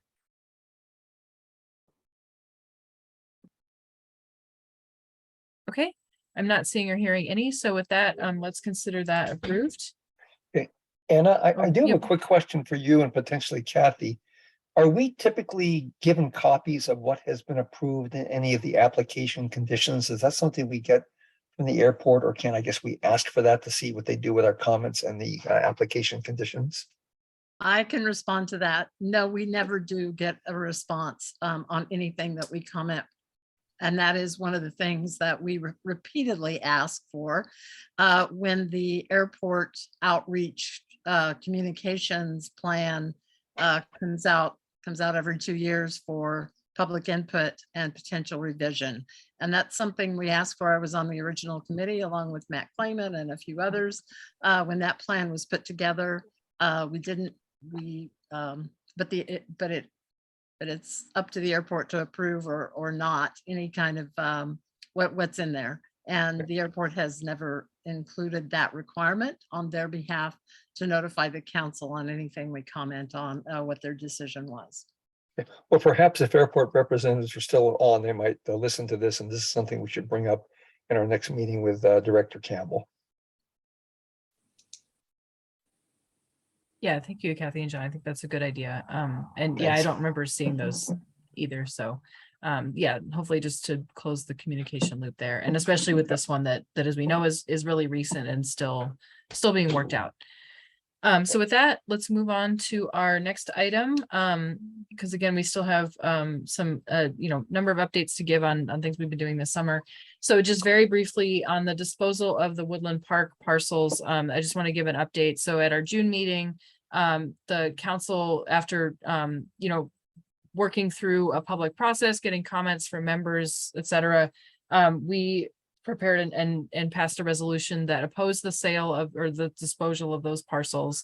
So if folks remember, this is the parcels of land, they're green space across from Rustic Goat, so just south of Northern Lights, east of Turnagain Street. That's municipal land. There's a parking lot there as well as that green space. And so that was proposed by the administration to dispose of, and it was before the assembly. They have to approve disposal of municipal land. It is not considered parkland, so it didn't, it's just considered, municipal land, so it didn't have additional approvals required. And so anyway, so the council took a position against it, against the disposal. And then we said, if it is going to be disposed, we have some requested conditions. So for example, not selling the parcels east of that cul-de-sac that are closest to the railroad tracks. We asked for retaining of landscaping. We asked for, I'm not remembering the full list of things, understanding a traffic study or the baseline traffic information on Turnagain Street. So we understand what it looks like now versus what it could become. So anyway, so we presented that back to the assembly. They held a work session in June on this item. And so they heard from the potential buyer, JJ Brooks, who developed the Rustic Goat and still owns that building. He presented just some general concepts, things he might want to build there if he was able to do so. And then I represented the council. We also had John and Kathy there, as well as Steve Montooth, one of our members. And so we explained the rationale for our requests in the resolution and for our position. And so the assembly did take action. I believe it was on June 22nd or 23rd at their meeting. They did vote to dispose it. However, they did make some amendments to that disposal, including including the exclusion of those parcels to the east of the cul-de-sac. And we're actually not sure what the conditions will be in the actual purchase and sale agreement. We have asked for a copy of that, but it's still in process. So we were able to at least get some information. We were also able to get information from Adam Trombley and the traffic department on numbers they have in terms of current car counts in the Turnagain Street area. So they didn't do a formal study, but we do have some information. So that's the update. There is no real update since then. I did ask JJ Brooks for an update, and he did say that they have basically completed the purchase and sale agreement just for the parking lot. It sounds like there's the parking lot parcel that serves Rustic Goat. And so that, I think that's the easy one. And then they're still working through, I guess, the purchase of the other parcels. Again, not the ones east of the cul-de-sac, but the other ones in that area. So so my understanding is the next step would be for the community is either if Mr. Brooks is seeking, if he ends up, purchasing it like he intends, either he would bring it to the council as part of a like a rezone or a replat. There's a required public meeting that usually comes through the council, or he has committed, and we have asked for ongoing, dialogue and discussion about and being able to provide input on what is developed there. So we don't have a formal approval or disapproval role. It's really a consultation role. But we intend to follow up on that as well and ensure that folks are informed about what's happening and that we can continue to represent what the community would like. So that's the update. Anna, sorry. But yeah, we would have formal action that goes for any kind of rezone or replat, we can submit comments, we can testify. So that is another opportunity to provide input at a more formal level. Yeah, thanks, Kathy. I just meant there's no step in which approval is required by the council, but there certainly are built into the process, as well as informally, there's ways that we can stay involved. So, so we will, for now, that is an item that we're going to keep under the land use committee. And then, like I said, we'll share more information when it comes up. So there wasn't anything this month. So are there any other questions on that point? Sorry, Anna.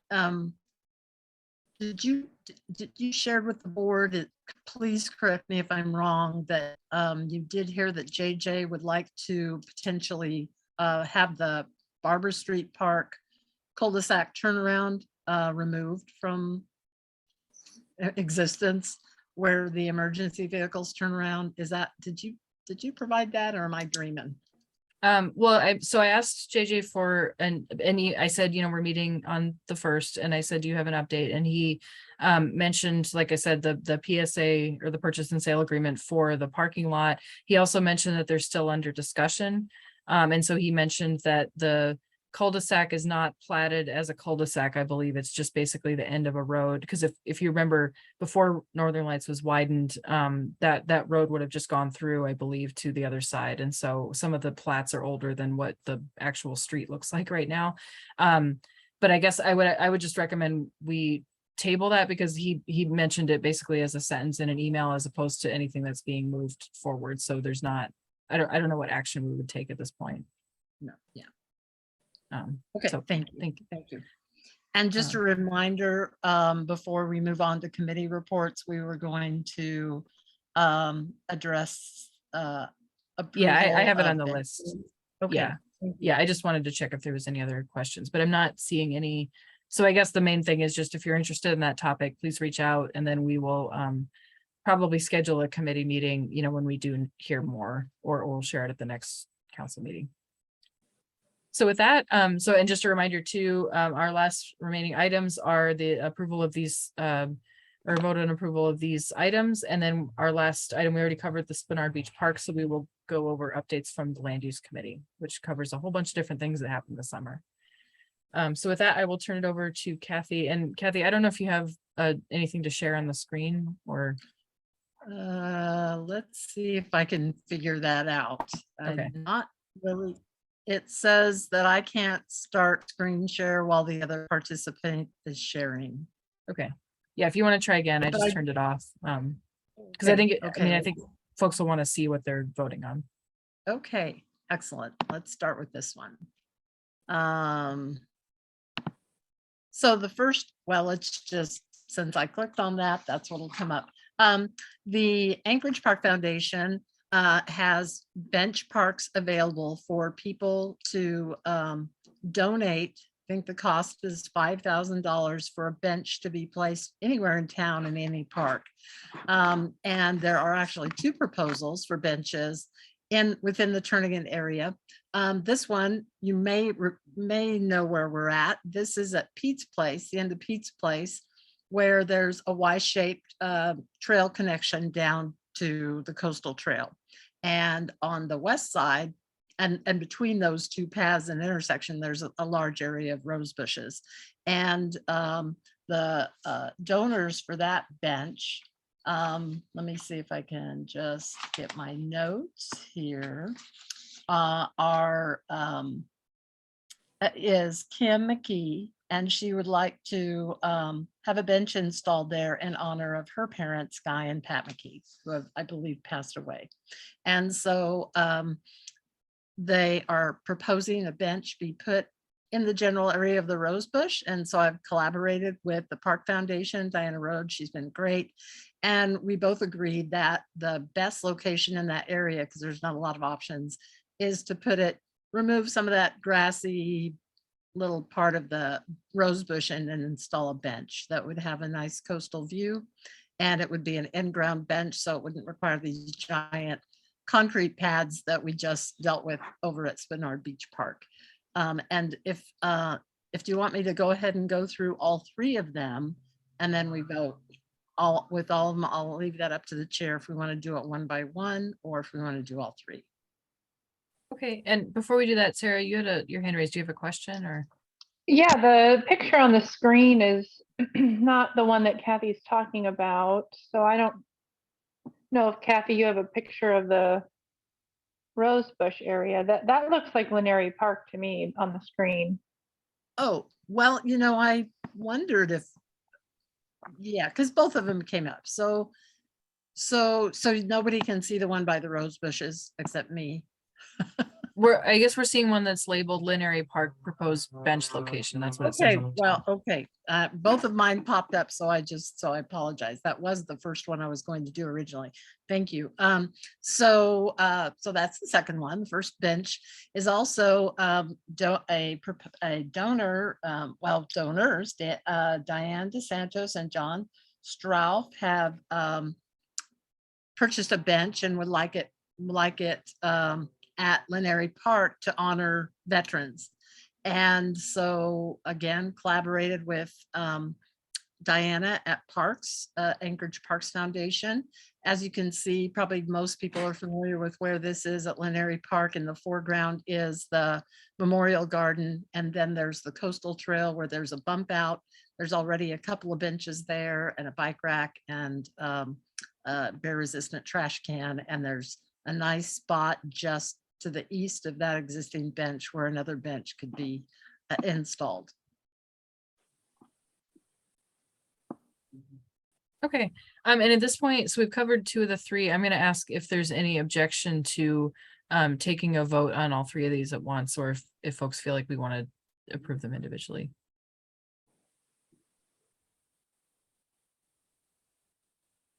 Okay, so why don't we, Kathy, if you can quickly share the third one and then, or the third item, and then maybe we'll just take a vote on all three of them at once. And I'm not sure where to find that. I don't really know, and I apologize.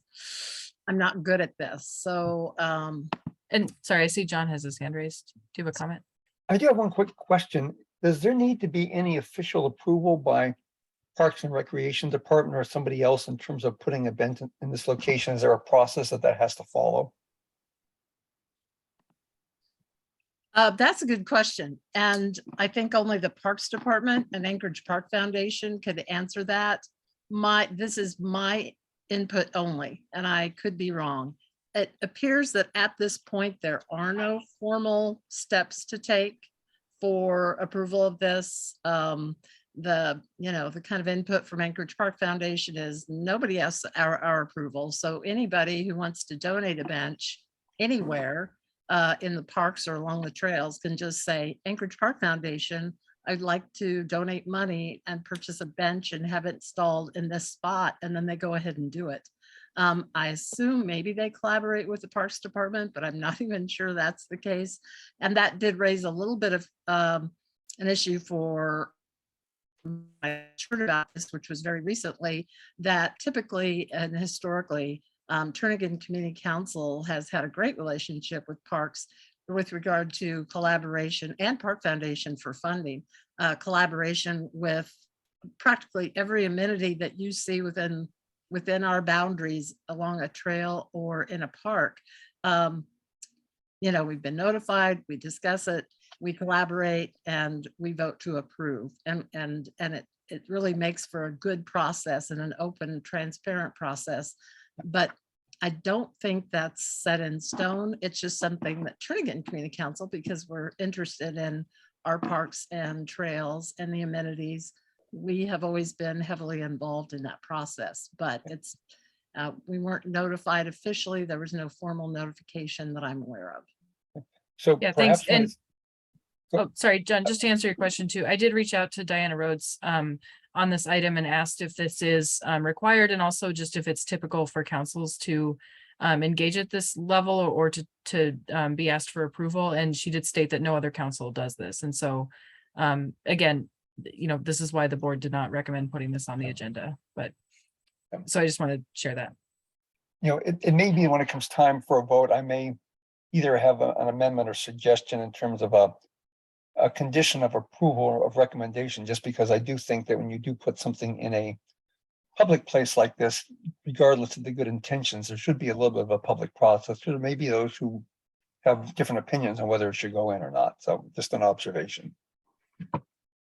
Okay, and just to clarify, is this, because we don't have a written resolution or language, it's really just an approval vote. So is it to all three of those, or is it just to the benches, or what do you? To me, it would be to all three of those, just subject to going through whatever the proper Parks and Recreation approval process is. And I haven't addressed that third one in case people are wondering what that third one is. And you're probably all aware of the Denina name places. There's 3 of them that have gone up, I believe, in Anchorage to honor Denina and different locations and use their native vernacular in terms that where that particular area is located. And anyway, there's one that is going to be placed at the Point Warrenzoff Overlook, kind of above and up on that kind of sloped grassy area of the parking lot. Airport approval was required, of course, because this is airport property, but managed by Parks. Airport has approved this location, and I apologize, I don't know how to get that share screen up. I don't know how that works. I'm sorry. But anyway, you're all familiar with the parking lot, just kind of as that slopey area comes down west of the road, access road there. They want to install one of those. And so again, that's within Turnagain Community Council boundaries. And I'm not even going to attempt the native pronunciation of the name, but it stands for Place Protected from the Wind. Yeah, thanks, Kathy. And I believe, just for reference, I know that there is a standard design for all of those signs. So if you've been to Westchester Lagoon with the, I believe it's like a fire bag is the description, that it'll look like that. So if you can picture what that looks like, and there may be a few others around town. Thank you, Anna. Yeah. Okay. So with that, why don't we, because I know it's already 8:30, so why don't we move along and say that we are collectively approving the locations of each of these items that are being installed in our area. And then, so I'll look for a motion in a second, and then John, maybe we can entertain your amendment. I'd like to go ahead and move that Turnagain Community Council approve the installation of the above described 2 park benches and also the Denina nameplace installment at the airport approved location at Point Warrenzoff Overlook. This is Carolyn. I'll second. Okay, we have a motion in a second. And oh, Stephanie, you have your hand raised. Yeah, just thinking about process here. So we approve this, then what happens? You send an email to Diana saying we approved it. Is that what the goal is here? Well, Anna would send an email to the Anchorage Park Foundation, Parks and Recreation, and probably the airport with regard to that third one, saying that, we support the installation. The decisions have already been made from their perspective. And this is very time sensitive because they've already committed to installation of these facilities, despite, not going through any kind of process with us. Okay, yeah, so I think, so if there's amendments in terms of language, it would be essentially, any changes, I guess, to our position of approval, and then anything that we would put in the email, but we don't obviously have that language drafted to share. So I just want to say that I totally support benches going in. I support the sign going up, and I'll be abstaining from this vote because this is not a role of the council. There's not an official process for this. I don't think it's, I just don't think that it's a good use of our time voting on things that are not part necessary for a public process. So support the things, but I'm going to abstain on a process principle point of matter, if that makes sense. If I could respond very briefly, As You don't I need to, see- Kathy. I've made up my mind. You don't need to. We can move on. Well, I It's think okay. maybe the rest of the members who are here and representatives would like to hear this. I don't think there's any formal process for council approval for any park amenities, park, proposals to put playground equipment somewhere. That I don't think there's any process, but I know community councils do participate in. They may not do park benches, but I know they participate in and go ahead and review and collaborate with other park improvements, just like Muldoon Park. And, I mean, there's just a lot of history where our community council has weighed in heavily on all of this. But I'm guessing there probably wasn't any kind of formal process, but we wanted some aviation themed items and upgrades at Spinard Beach Park. And so we're collaborating with Anchorage Park Foundation and the Parks Department and the airport to have those installed. That's just one example. Okay, thanks everyone. So why don't we, before we move to a vote, John, I just want to recognize, did you still want to make an amendment? And you're on mute, sorry. I think if I understand from Kathy, if this has been funded and this has gone through the proper approval channels and public review, then I would withdraw my concern. I just didn't want to make a recommendation prior to it going through the public process. Okay. So with that, why don't we take a vote? And I guess I'll ask if it's okay to do non-objection. And then it sounds like we have one member abstaining. So Kathleen, maybe you could note that in the minutes, and if there's any others So who noted. wish to abstain. Got it. Okay, so then I'll ask, is there any objection to approval of, again, all three of these things, the bench at Lineary Park or near on the coastal trail near Lineary Park, the bench at near Pete's Place on the coastal trail, and then the wayfinding sign with the denied a place name? Okay, I'm not seeing any objections, so we will consider those approved, and then we will again send the email, as Kathy noted, documenting our approval.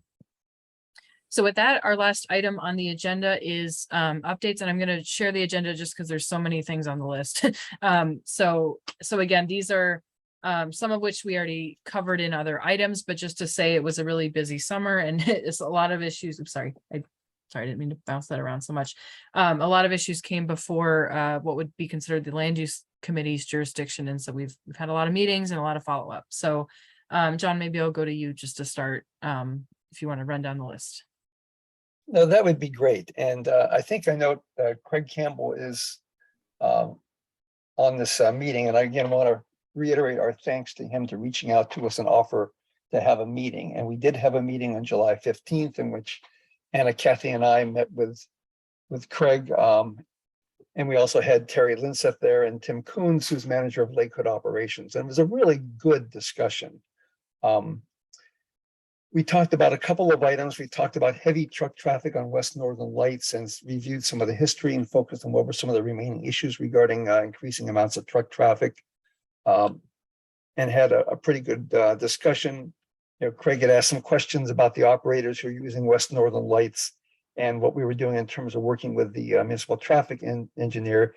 And he committed to going back and perhaps working with airport leaseholders to request that they use International Airport Road instead of West Northern Lights, and to look into what might be appropriate for lease conditions, and that this is something we're going to talk about in a future meeting. The second item was the Charlie General Aviation tie-down parking relocation, which is associated with relocation of new airport traffic control tower. And it's going to require 39 general aviation spaces to be relocated from the Charlie tie down, which is close to the air traffic control tower location. Originally, they were looking at putting that to the east of the Lake Hood strip, which had caused a number of concerns.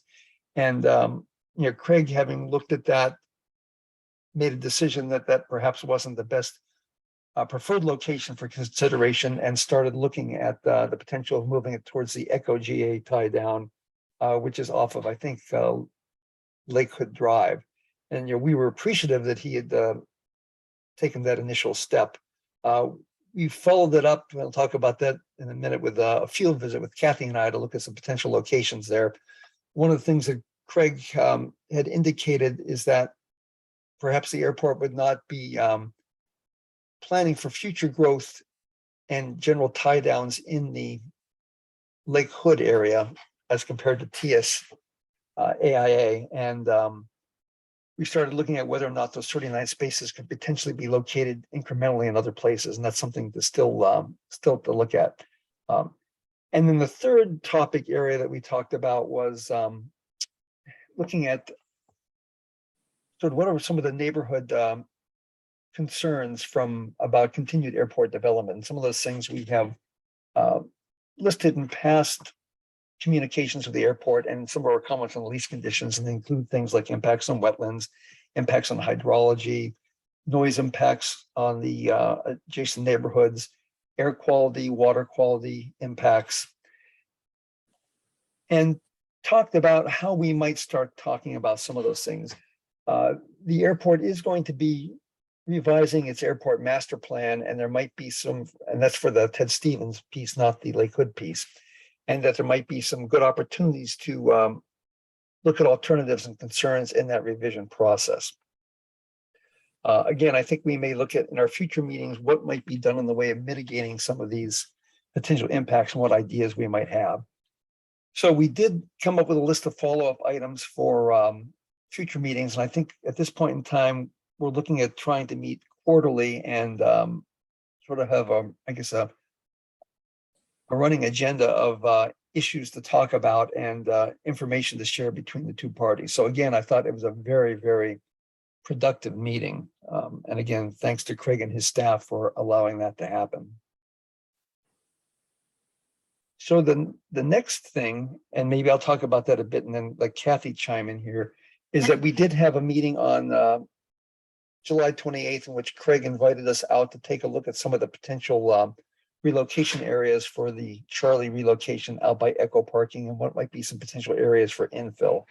And again, I think that was a very productive meeting. We looked at some potential locations, came up with some additional ideas there. You know, since then, Craig and the airport have provided us with a potential, I guess, illustration of how the additional tie downs might be integrated into the Echo parking area. And as a land use committee, we haven't had a chance to look at that yet, but I think we do want to look at that and look at what some of the implications might be. Associated with all of this, there is going to be an environmental assessment that the Federal Aviation Administration is going to prepare primarily for the relocation of the air traffic control tower, but it will also deal with the relocation of the Charlie general aviation parking. And so we have been in contact with FAA. They're kind of early in their process, and we've indicated that we want to be involved early in terms of looking at some of the potential issues, impacts, and alternatives. And we have hopes that that will occur. I guess, Kathy, anything you kind of wanted to add to that, you know, particularly with regard to our meeting on July 28th? Well, sure, but before then, specifically, we did talk to the airport, and thank you, Craig Campbell, for allowing that meeting to happen, about a berm along the eastern side of both the Alaska cargo and cold storage lease lot and the FedEx expansion lease lot, assuming that the FedEx one is approved, to help with mitigating some significant ground noise that the cargo operations there at North Air Park are now creating for West Turnagain. And we asked for consideration of a nice berm, evergreen landscape berm along that eastern edge of those lease lots to help with ground noise mitigation. So we definitely need to follow up with that, because I think that would be fairly, that was a specific ask by Anna and John and myself. And so we'll see what the update is on that particular request. But because of the cumulative impacts on both of those, as well as other development, it's pretty important to keep an open dialogue. And so we really appreciate that opportunity with the airport. And with regard to that tour, that was very interesting. I think both the those from the airport who participated in it, as well as John and I, we learned from each other. It was very interesting. And yeah, as John said, we haven't had a chance to discuss the alternatives that we received from you, Craig, with regard to Charlie parking. It doesn't reflect anything that that I was advocating for in terms of divvying up those 39 spots amongst various areas that I pointed out, some of which on the spot were rejected, but we were hoping for a little bit more of an innovative way to come up with that particular item and how to deal with those 39 slots. But we certainly will continue discussion on that. So again, thank you for the opportunity, and we look forward to continuing. But yeah, we've got a lot on our plate that that we need to significantly look at. Just FYI, one kind of comment that didn't have anything to do with regard to our meetings with the airport, but there was, because the airport has approved the lease application for Alaska Cargo and Cold Storage at North Air Park and Postmark Bog, it does require a wetland fill permit. And so they had already requested that permit from the Corps, and the deadline just had come up so fast, and the summer's been so crazy and busy for the land use committee.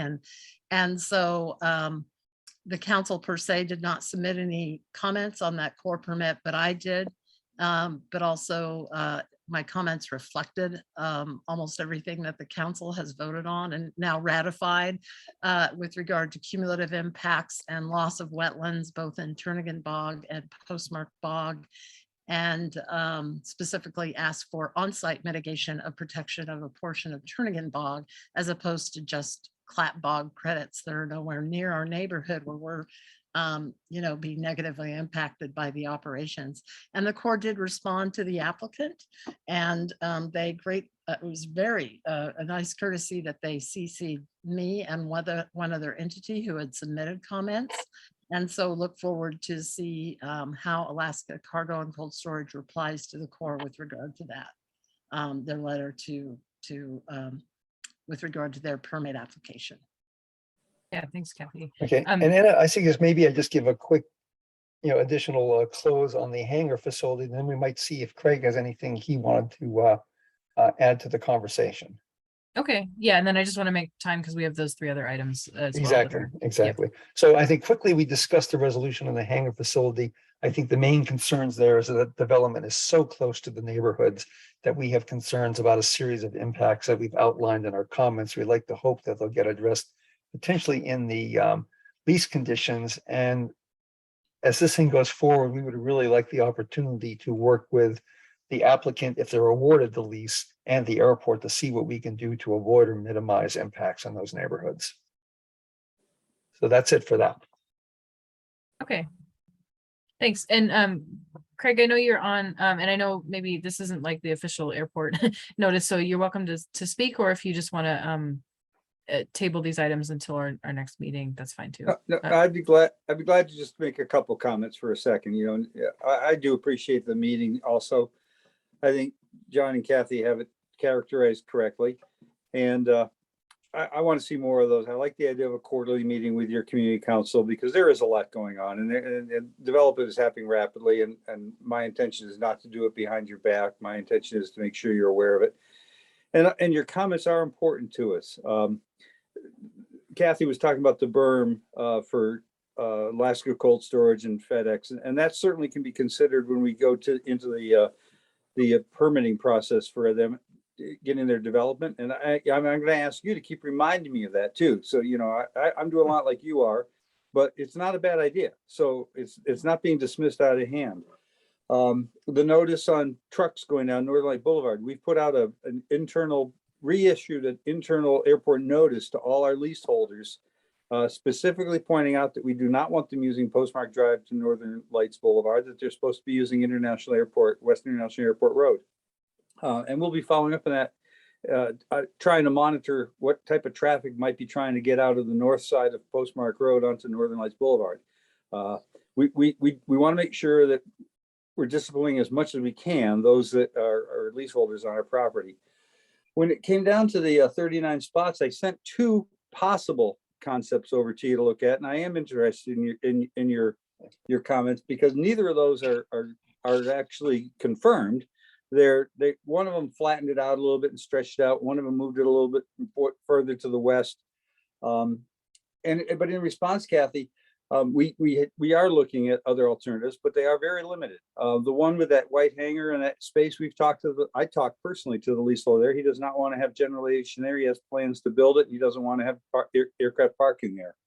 And he has a valid lease. So we are going to be limited. We might be able to peel off a few, but for the plan, which the FAA is going forward with, we need to identify 39 spots. And so that's why what you're seeing is a couple ideas, and I want to hear more from you before we go to the FAA and say, here's our preferred alternative. And I'm glad you're talking to the FAA too, so that whenever we submit something, you get to see it, you get to comment back. This has to be a collaborative effort. It has to be one where the airport develops, but we do it in concert with the community, and we don't just roll over you. And lastly, I'll just say for the hangar, there's been a lot of interest. You weren't the only ones that gave comments. Bernard area and residents gave some comments, and we are looking at that as to possibly putting out an RFP with some more tight parameters around it. We're not sure yet. The staff is still evaluating, because that was just the first step, and it's possible there even could be a competing bid, which means another whole round of public process in which we can put tighter parameters around what our expectations are. This one that you saw started a while back. The leaseholder's been K-Lot LLC has been wanting to get that in there for a while. So I actually wanted to get the public notice out, so you had the chance to look at it and give me back your comments. Well, I have the chance to maybe influence what the outcome will be. So I'll just close by saying thank you for allowing me to be working with you to try to find some of the solutions that will make it a little better than it's been in the past. Yeah, thank you. And we appreciate that. And we will follow up about scheduling that next meeting. And then again, just a reminder to folks, if you're interested in these airport issues, we certainly, we need help. So just, I mean, just keeping track, staying involved, and especially if you do live right in the area and you're impacted, I think that's that's a strong voice. And so, so again, if folks are interested, please reach out and we'll connect you in, and we're going to continue to work with neighbors in that area and find folks to be involved. So with that, let's move on then. We have 10 minutes left in our meeting, and I would like to end by 9 because it's been a long day, and the sun is going down. But if we could cover the last 3 areas. And again, we're giving this brief update with the expectation that we're really just giving this brief update. But if folks are interested, that they can join the committee and be involved that way as well. So go ahead, John. Okay. So, I mean, the really big one of those last 3 is the Fish Creek Trail connection, and the proposal for developing a trail connecting Northern Lights to the coastal trail down along the Fish Creek drainage. And a contractor was hired by DOT to put together a site development plan. There's been a couple of different meetings. We ended up requesting the meeting of the land use committee on the 2nd of August. I think we had close to 40 people turn out for it. It was quite a good meeting, very involved. We had a site visit on the 9th of August, which unfortunately was limited to about 10 people. So we pretty much tried to get some representatives of some of the affected property owners along Lusac, along Resolution Drive, along La Honda, Kathy and myself. And it was a very good visit. It allowed us to kind of see what some of the options were for that route. There is a website up. People interested in this should look at the website and see what's being proposed. You know, we talked about, and we haven't scheduled it yet, probably an additional site visit just to look at the Resolution Drive properties, in particular to see what those impacts would be. The CRW, which is the engineering firm, is committed to a presentation before the Community Council on October 6th, and they're going to be having a formal open house, I think sometime closely after that, that people will want to attend. it's a challenging route. There's no way you're going to put something down there without impacting someone. And I think it's important for people to understand, to become informed on it, to participate in our land use committee, and to help us make recommendations to the board and to the council for action. So Kathy, anything you kind of want to add to that in terms of more specific details? That's kind of an overview. John, I think you did a really good synopsis of it. And we did ask for potentially another walkthrough with the railroad property, but they weren't real keen on that. So we just had that one shot, but neighbors are happy to allow us to kind of traipse through their backyards and get a perspective of how, depending on the route, that might be impacted. And it was a real eye opener for me that the AWW access road, which is what we walked the whole time that we were taking this tour, could really be a trail with no problems, but the railroad thinks it's close to track. So that's not an option apparently at the point, which is really unfortunate because any of the routes will require a massive amount of tree removal, tree cutting, impact to the habitat down in that area, whether it's in the neighborhood habitat or then the estuary habitat. So, yeah, there's no easy decisions on that. Still evaluating the routes and the impacts, and I still would love to have good community and neighborhood input and participation on this. And I suspect we'll try to schedule a land use committee meeting sometime second half of September to go over what we've learned, what needs to be done, and to prepare for the presentation on the 6th and participation in the open house. Yes. The other two items are things that we have Excuse me, commented on. John. Go ahead. I'm sorry, this is Kathleen. I'd like to propose to the land use committee that